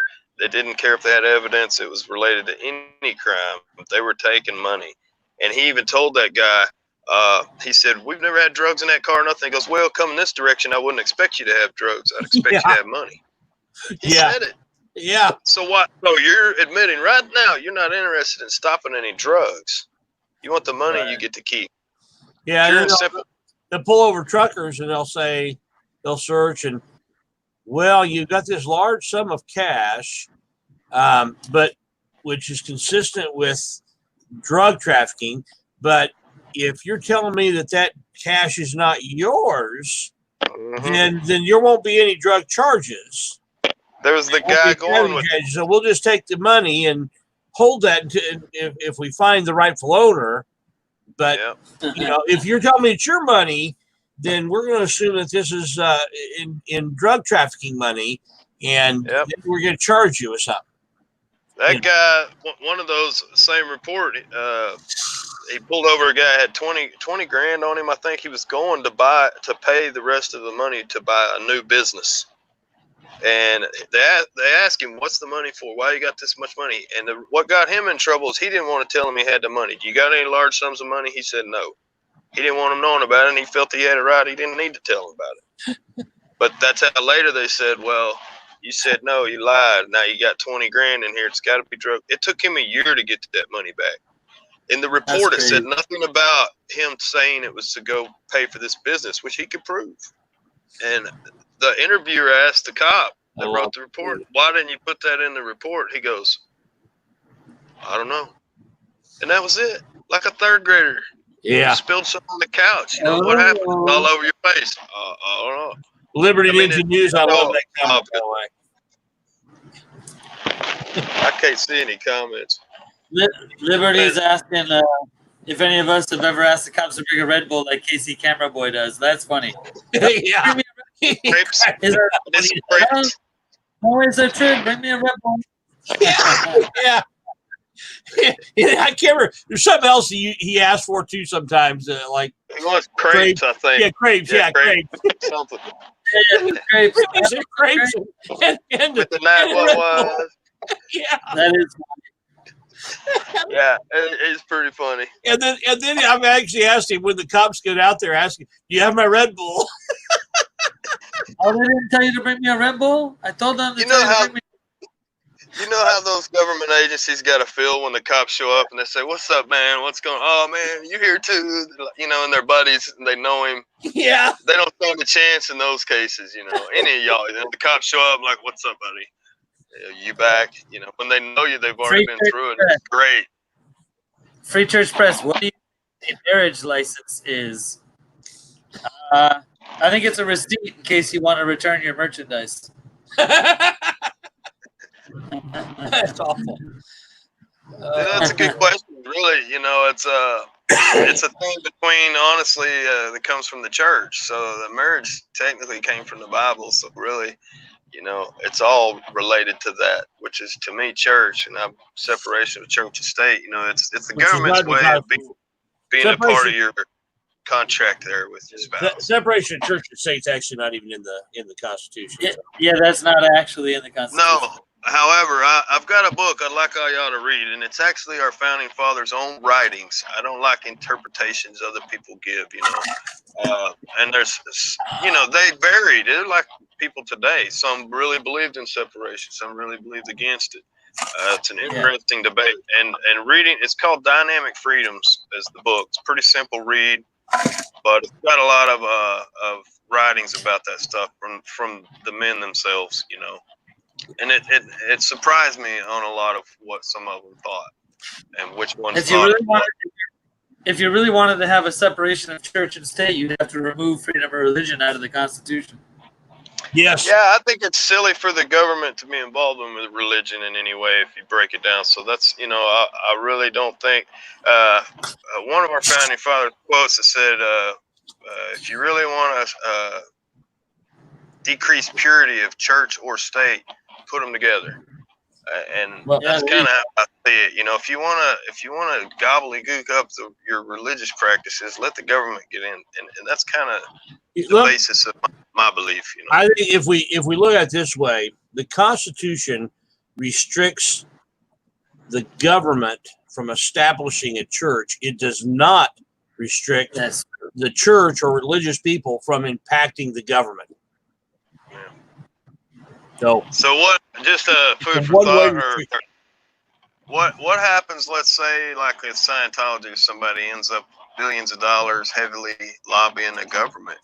You know, interesting thought of what kind of control a church could have with serious money. It could have the same push as big oil or somebody technically if they was that successful. Just a theoretical wondering, you know. So long as that person doesn't violate the Constitution while in their role in government, that's fine. You know, their agenda would be to steer it towards religious beliefs. That's what they are. So that's why I say what would happen if they got their way for a long period of time with the right money. Every law that we have. Evil times happen. Nearly every law that we have is based on morality, which is found in Scripture, in the Bible. Thou shalt not steal. Thou shalt not kill. thou shalt not covet, thou shalt, even thou shalt not bear false witness. That's where our perjury law comes from. You can, nearly every law has some moral component to it. We have speeding laws because if we drive too fast, we're likely to kill somebody. Okay. We have safety laws in our traffic laws are for safety so that we don't kill people or injure people. So our laws on bribery, our laws on theft and Adultery. it's all based on morality that and I would say that any law that doesn't have a moral basis in it are the most suspect laws. Well, I would say though it's more of a right or wrong thing, because even an atheist knows right and wrong. So to me, government is for people who don't believe in moral beliefs. There still has to be a standard for bodily injury, theft, all that, but that's not technically religion. To me, that's harming property or person, right or wrong, stealing property, breaking property. But what is the basis for believing that that's right? What's right or wrong? There has Muslims have right or wrong too, is what I'm saying. All religions have morals, so we can't pattern government around one religion. So we do a generic that's just basic right and wrong. Our right and wrong in the context of our laws in the United States, it is based on the Bible, and the Bible even tells us that that the law of God is written on our hearts. We have a natural conscience that tells us this is right and this is wrong. I agree, and that's my belief. So people who don't believe that. I'm gonna go against what you're saying, Indie News now, and I'm gonna give you on the street. Listen, I'm gonna channel my inner Rogue Nation. Okay. I'm gonna argue against what you're saying with a platform that Rogue Nation has taken many times in chats, and that's this concept of a social contract. So long before there were religions, humanity has had a social contract that, to be part of the tribe.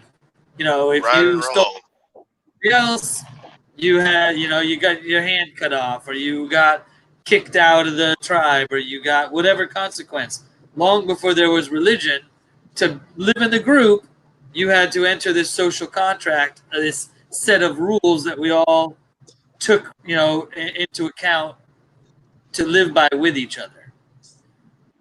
So I use it as depends on how you define religion, but I believe the Bible, and the Bible tells us, and history bears out that we all came from one person, and the Bible account is that God was involved, that relationship with man from the beginning. And so depending on how you define religion, you can't predate that. I know, but I think, as a Christian, we know there's people who aren't Christian. Right. And while we're hoping they get saved, there has to be some sort of standard that they don't agree with what you and I know to be true. There has to still be a standard for all, and that's why I think government and religion can't really coincide. The government can't come in and decide how you feel, so it can't be that mushy. So it has to be black and white. Property. There has to be an objective standard. There has to be an objective standard. For example, a pedophile thinks it's perfectly fine for an adult to have sex with small children. There has to be an objective standard that says, no, that's not okay. No matter what you think, no matter what your beliefs are, that's not okay. Yeah. And so what is that objective standard? So anyway. Well, some of our founding fathers were, there was some actual pagan influences on some of the Masons that branched out. And I know a lot of that, the conspiracy theories get into a lot of that, which I'm not, but there was some strange words come out of some of our founding fathers once I got older and got out of the school history books. And some of these people were some strange beliefs, and they really were after, I think, something that you could believe what you wanted, whether it's God or not. If you believe in a chair, our laws would still apply. Right. That's the Right. standard. You know, to me, is separation of church and state is what I mean by separating them. Yeah. It has to pertain to the Satanist. So- You know, the same law so I'm not- pertains to him I'm as it not- does to me. I'm not religious. I'm not religious in any fashion at all. But I know not to kill people. So how do I know that? Yeah, exactly. And I would say that the law of God is written on our hearts, so we know instinctively I think what's right that and too. wrong. But yeah, that's my belief. You know, I understand a man that don't believe that. And like I go back to, I was raised here. I believe the way I was taught to believe. I can't remember who quoted it, but a story about a man in some Middle Eastern country reading his son a book at night before bed. It's a little bedtime story, and then the little American boy over here and his daddy doing the same thing. We're worlds apart, but we're the same as human beings. And Right. that little boy, whatever he grows up to be, that daddy reading that story to him made him that. And so as a Christian, I can't judge that kid who grew up. I have to see him as that little innocent kid who's misguided all the way to the end, no matter what he does. All the way to loving your enemy. You know, Yep. if that's your enemy, you're supposed to love him too. Absolutely. And that's, you know, that's from the Bible, but I think anybody can feel that and believe that. I think that's God working inside of you.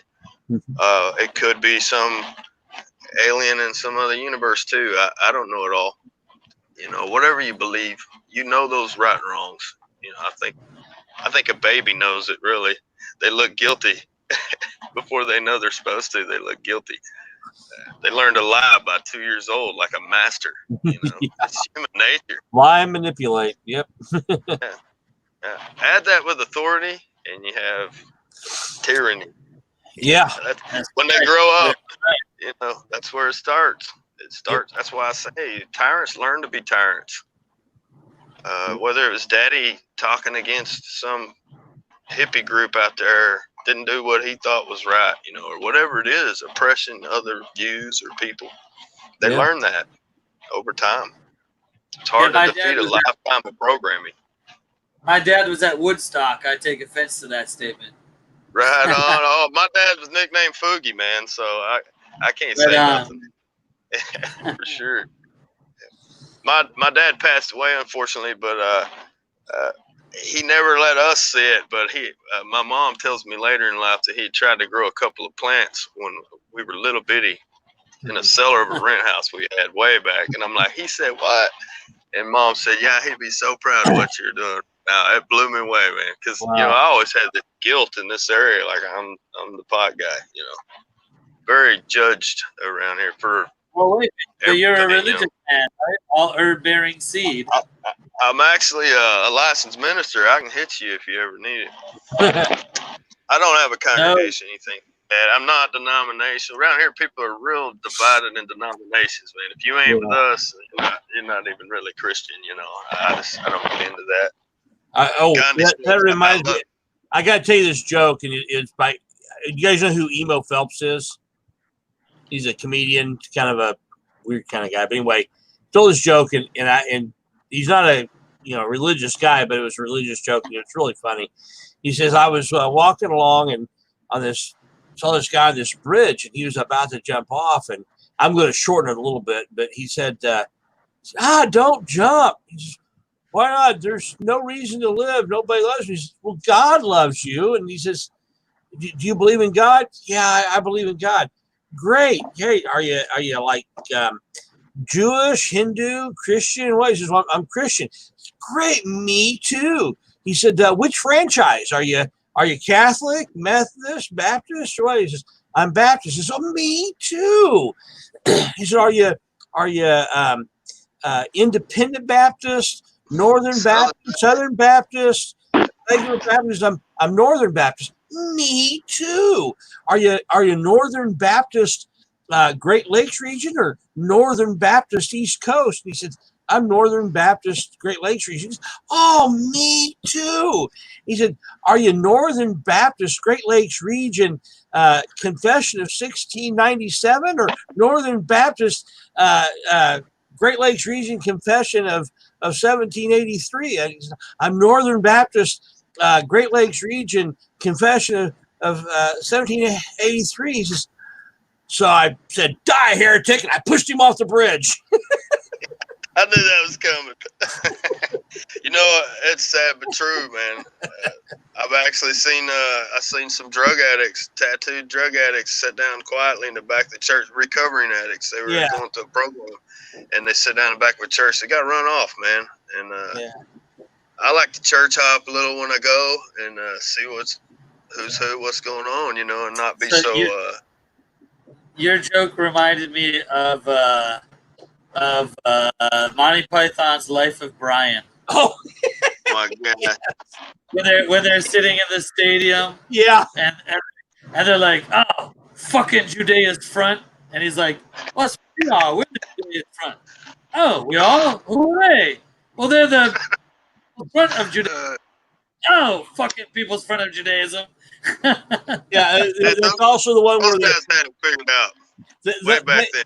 They had it figured. They had this whole transgender thing figured out back then too. In that same movie, the clip where he says, "You're like, yeah, every man should have and woman."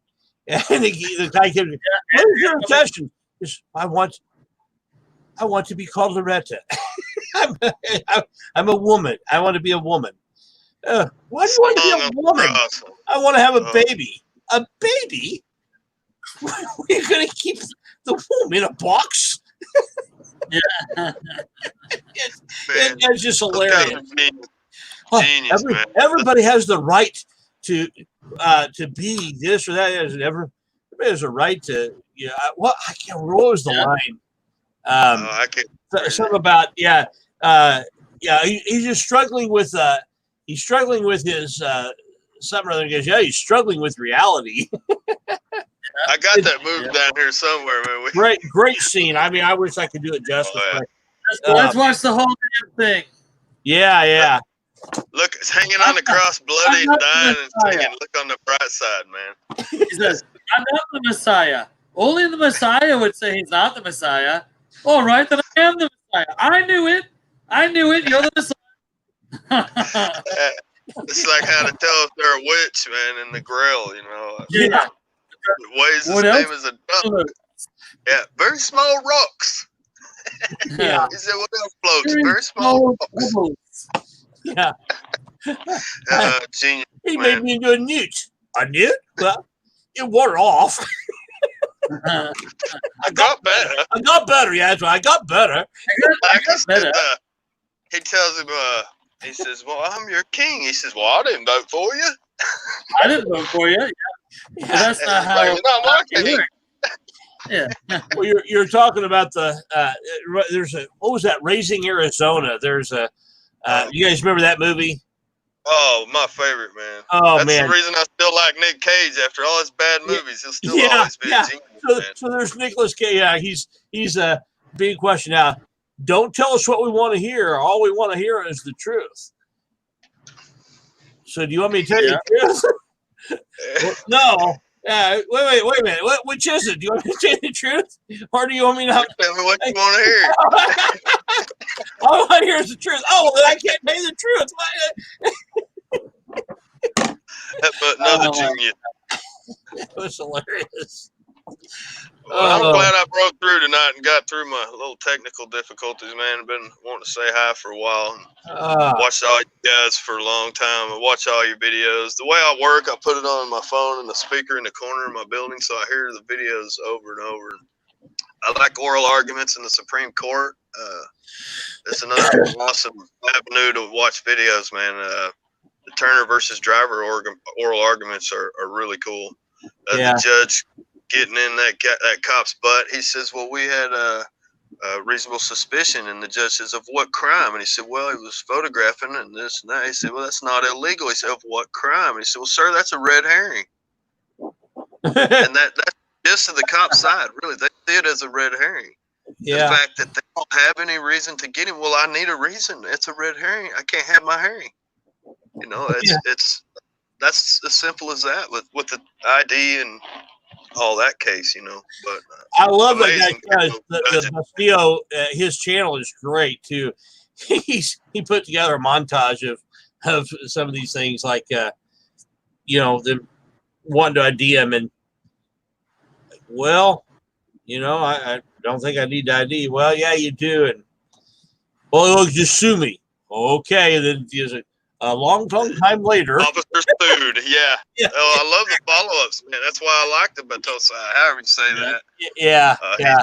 And I don't know how any of you guys do it. The reason I'm not an auditor is I have an oaky temper, and when I see officers in trying to invoke a reaction, they'll get in your face, and I'm not touching you, that kind of thing. I watched one like that tonight. This old man, it was News Now South Florida, recent video. Yeah, he leaned. No, I'm sorry. News Now California. Sorry, Phil. Oh, yeah. Little man. He's in that doorway. San Joaquin is the guy he was intimidating. News Now California got it on video. They both did, but San Joaquin Transparency, I think. Yeah. He's the guy. The cop's just leaning over him like, do something. I'm talking minutes. And he's telling him, get the F out of my space. He said, you have no personal space in public. That's what the officer told him.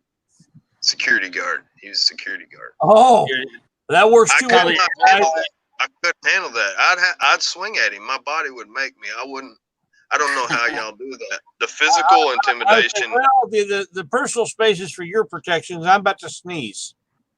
I don't know how y'all do it. The Batosa, man, I'm sure his blood pressure raises, but his talking and the tone is cool as ice, man.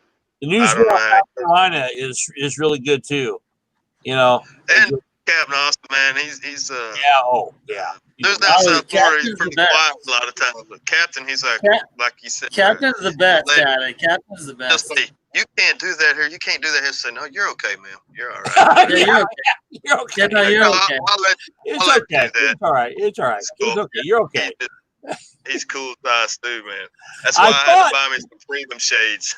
In one of his most recent post office videos, that one where he talked to the sergeant ahead of time, then the sergeant came back out. When the gal started yelling at him, even before the police came out there, I was fully expecting him to say, ma'am, I think you're causing a disturbance.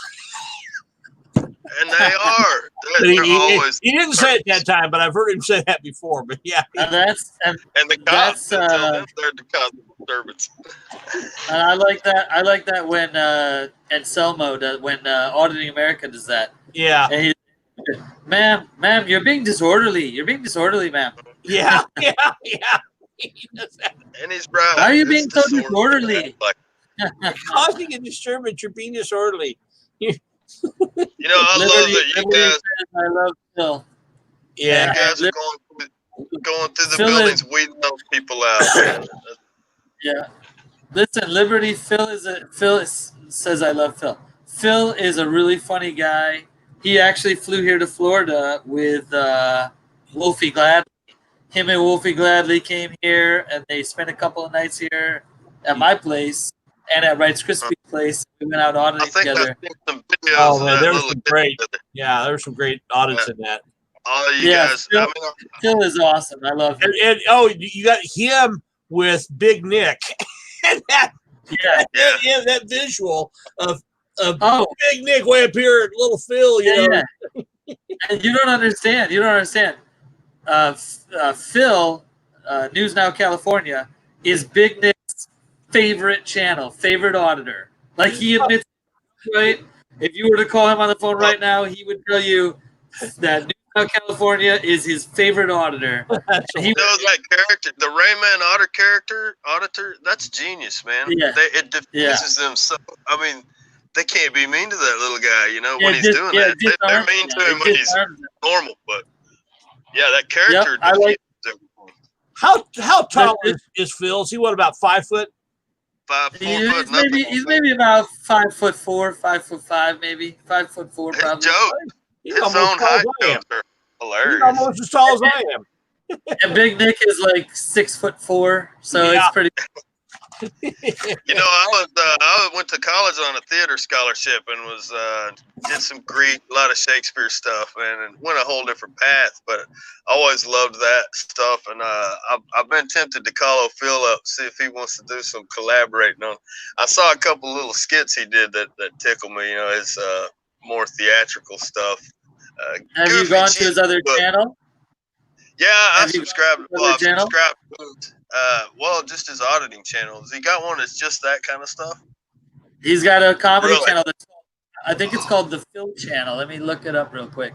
I I think it's picked just up that he did stand up too, maybe, or has maybe. he does some skits. I don't know if he does stand up. Let me look. Oh, hold on.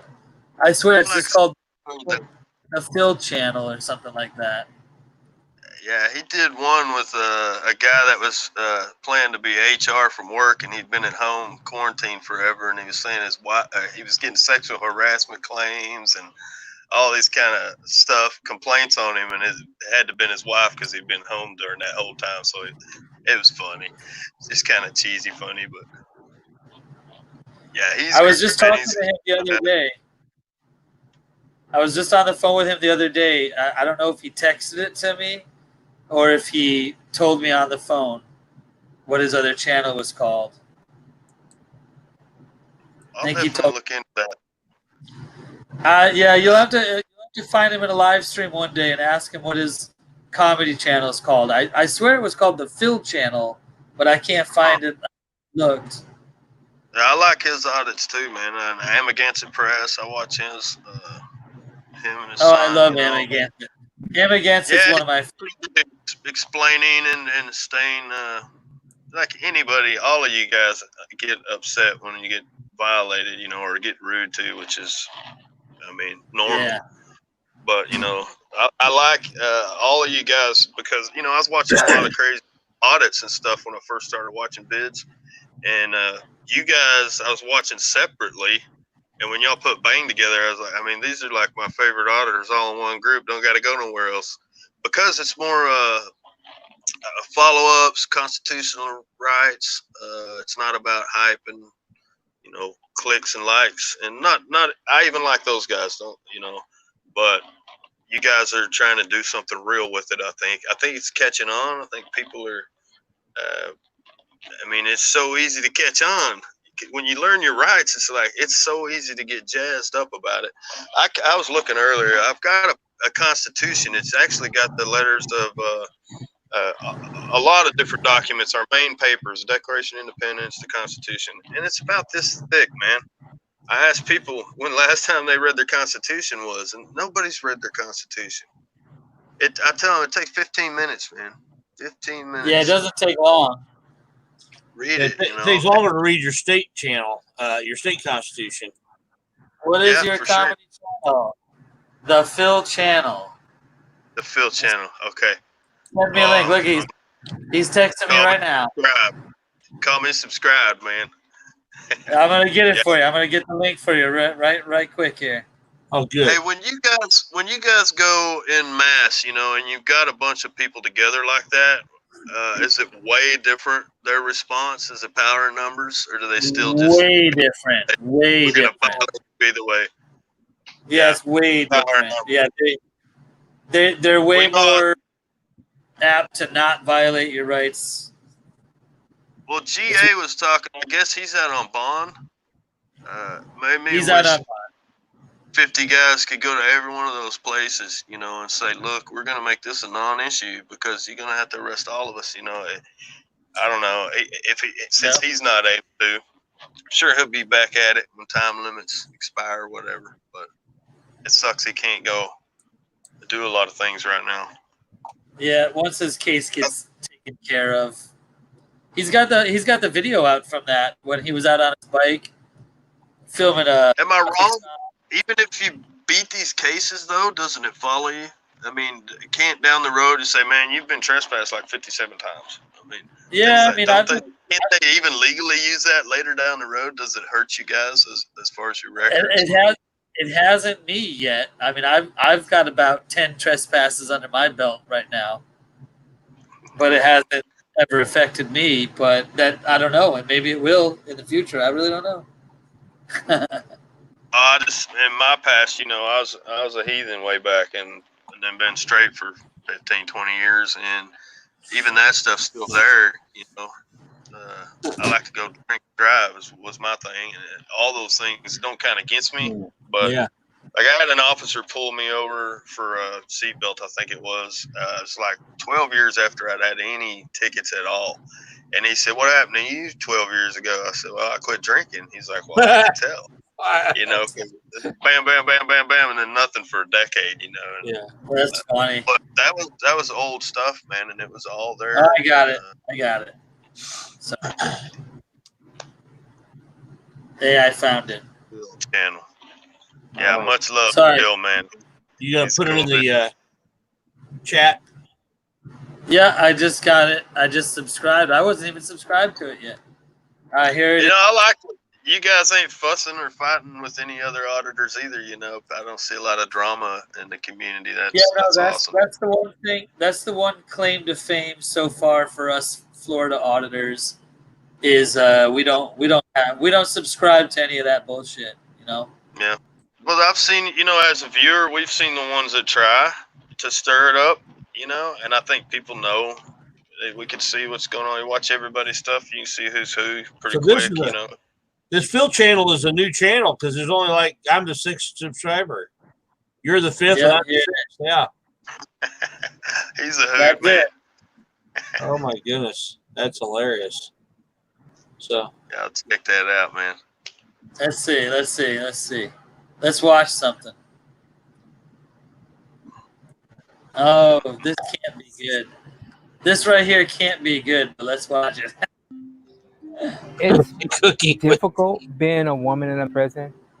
Well, hello. Welcome to Cooking with Tina. That's me, Tina, Tinna. I was specially named because my parents were crack addicts. Most people have a 1 N in their name, but not me. Anyways, welcome to my show, where I bring you all my creative cooking talents while incarcerated. I'm doing 5 to 55 for, well, let's just say bad judgment. It was an evening in 1974. I was driving a car and I didn't know all the friends in the back seats were carrying AK-47s, but that's what happens when you got a bad judgment call. Anyways, this channel brings you all my creative content on cooking. A lot of people say, well, how can you not eat good in prison if you got Tina there? That's exactly right. Everybody in the joint loves my cooking. So let's continue. Ooh, a little bit about me.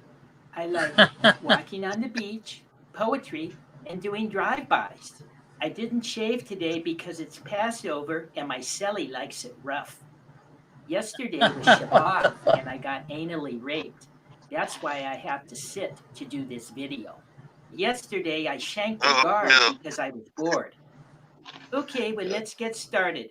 Have you guys ever asked yourself, why is it so difficult to find a good recipe for a bouillabaisse? Well, I'm here to tell you, no more worries, because I have one and I'm going to share it with all of you.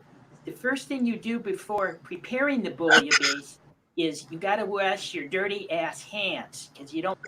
All right, so if you want to see the rest of cooking with Tina the crack baby, you'll have to go to his channel. I want to know what his wife does. I think he's married. When she walks in and he's doing this stuff, like, Phil, man, what are you doing? Yeah, I don't know. She's got to be a saint. He's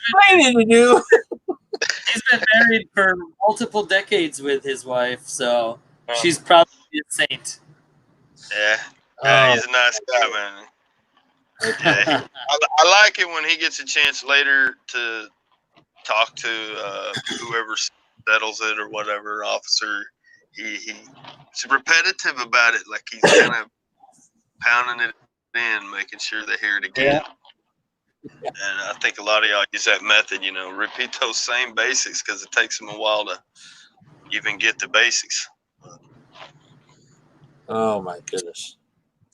All right, guys. Well, I'm gonna shut this down. It's after midnight. I was gonna shut it down at midnight, but you all were so interesting. You kept me longer than I should have been.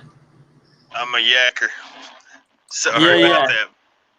Hey, we really appreciate what you do and the whole bolt action news thing. It's great. We appreciate you guys doing it, man. Y'all the ones doing the work. I'll make as many phone calls. Y'all put a phone number up. I'm calling it. My crew's one of the best ones out there for sure, if not the best one out there. Our crew is just awesome, man. I love these guys. We do great work. We do it all for you guys and for us as well. You know, we're not just out there for us. We like to get this info out to you guys too. So it's Good. For viewers these like kids, us so they together. have a little taste of freedom left. You know. That's right. Well, Hillbilly, thank you so much. Indie News Now, it's always a pleasure. Indie News on we'll the street.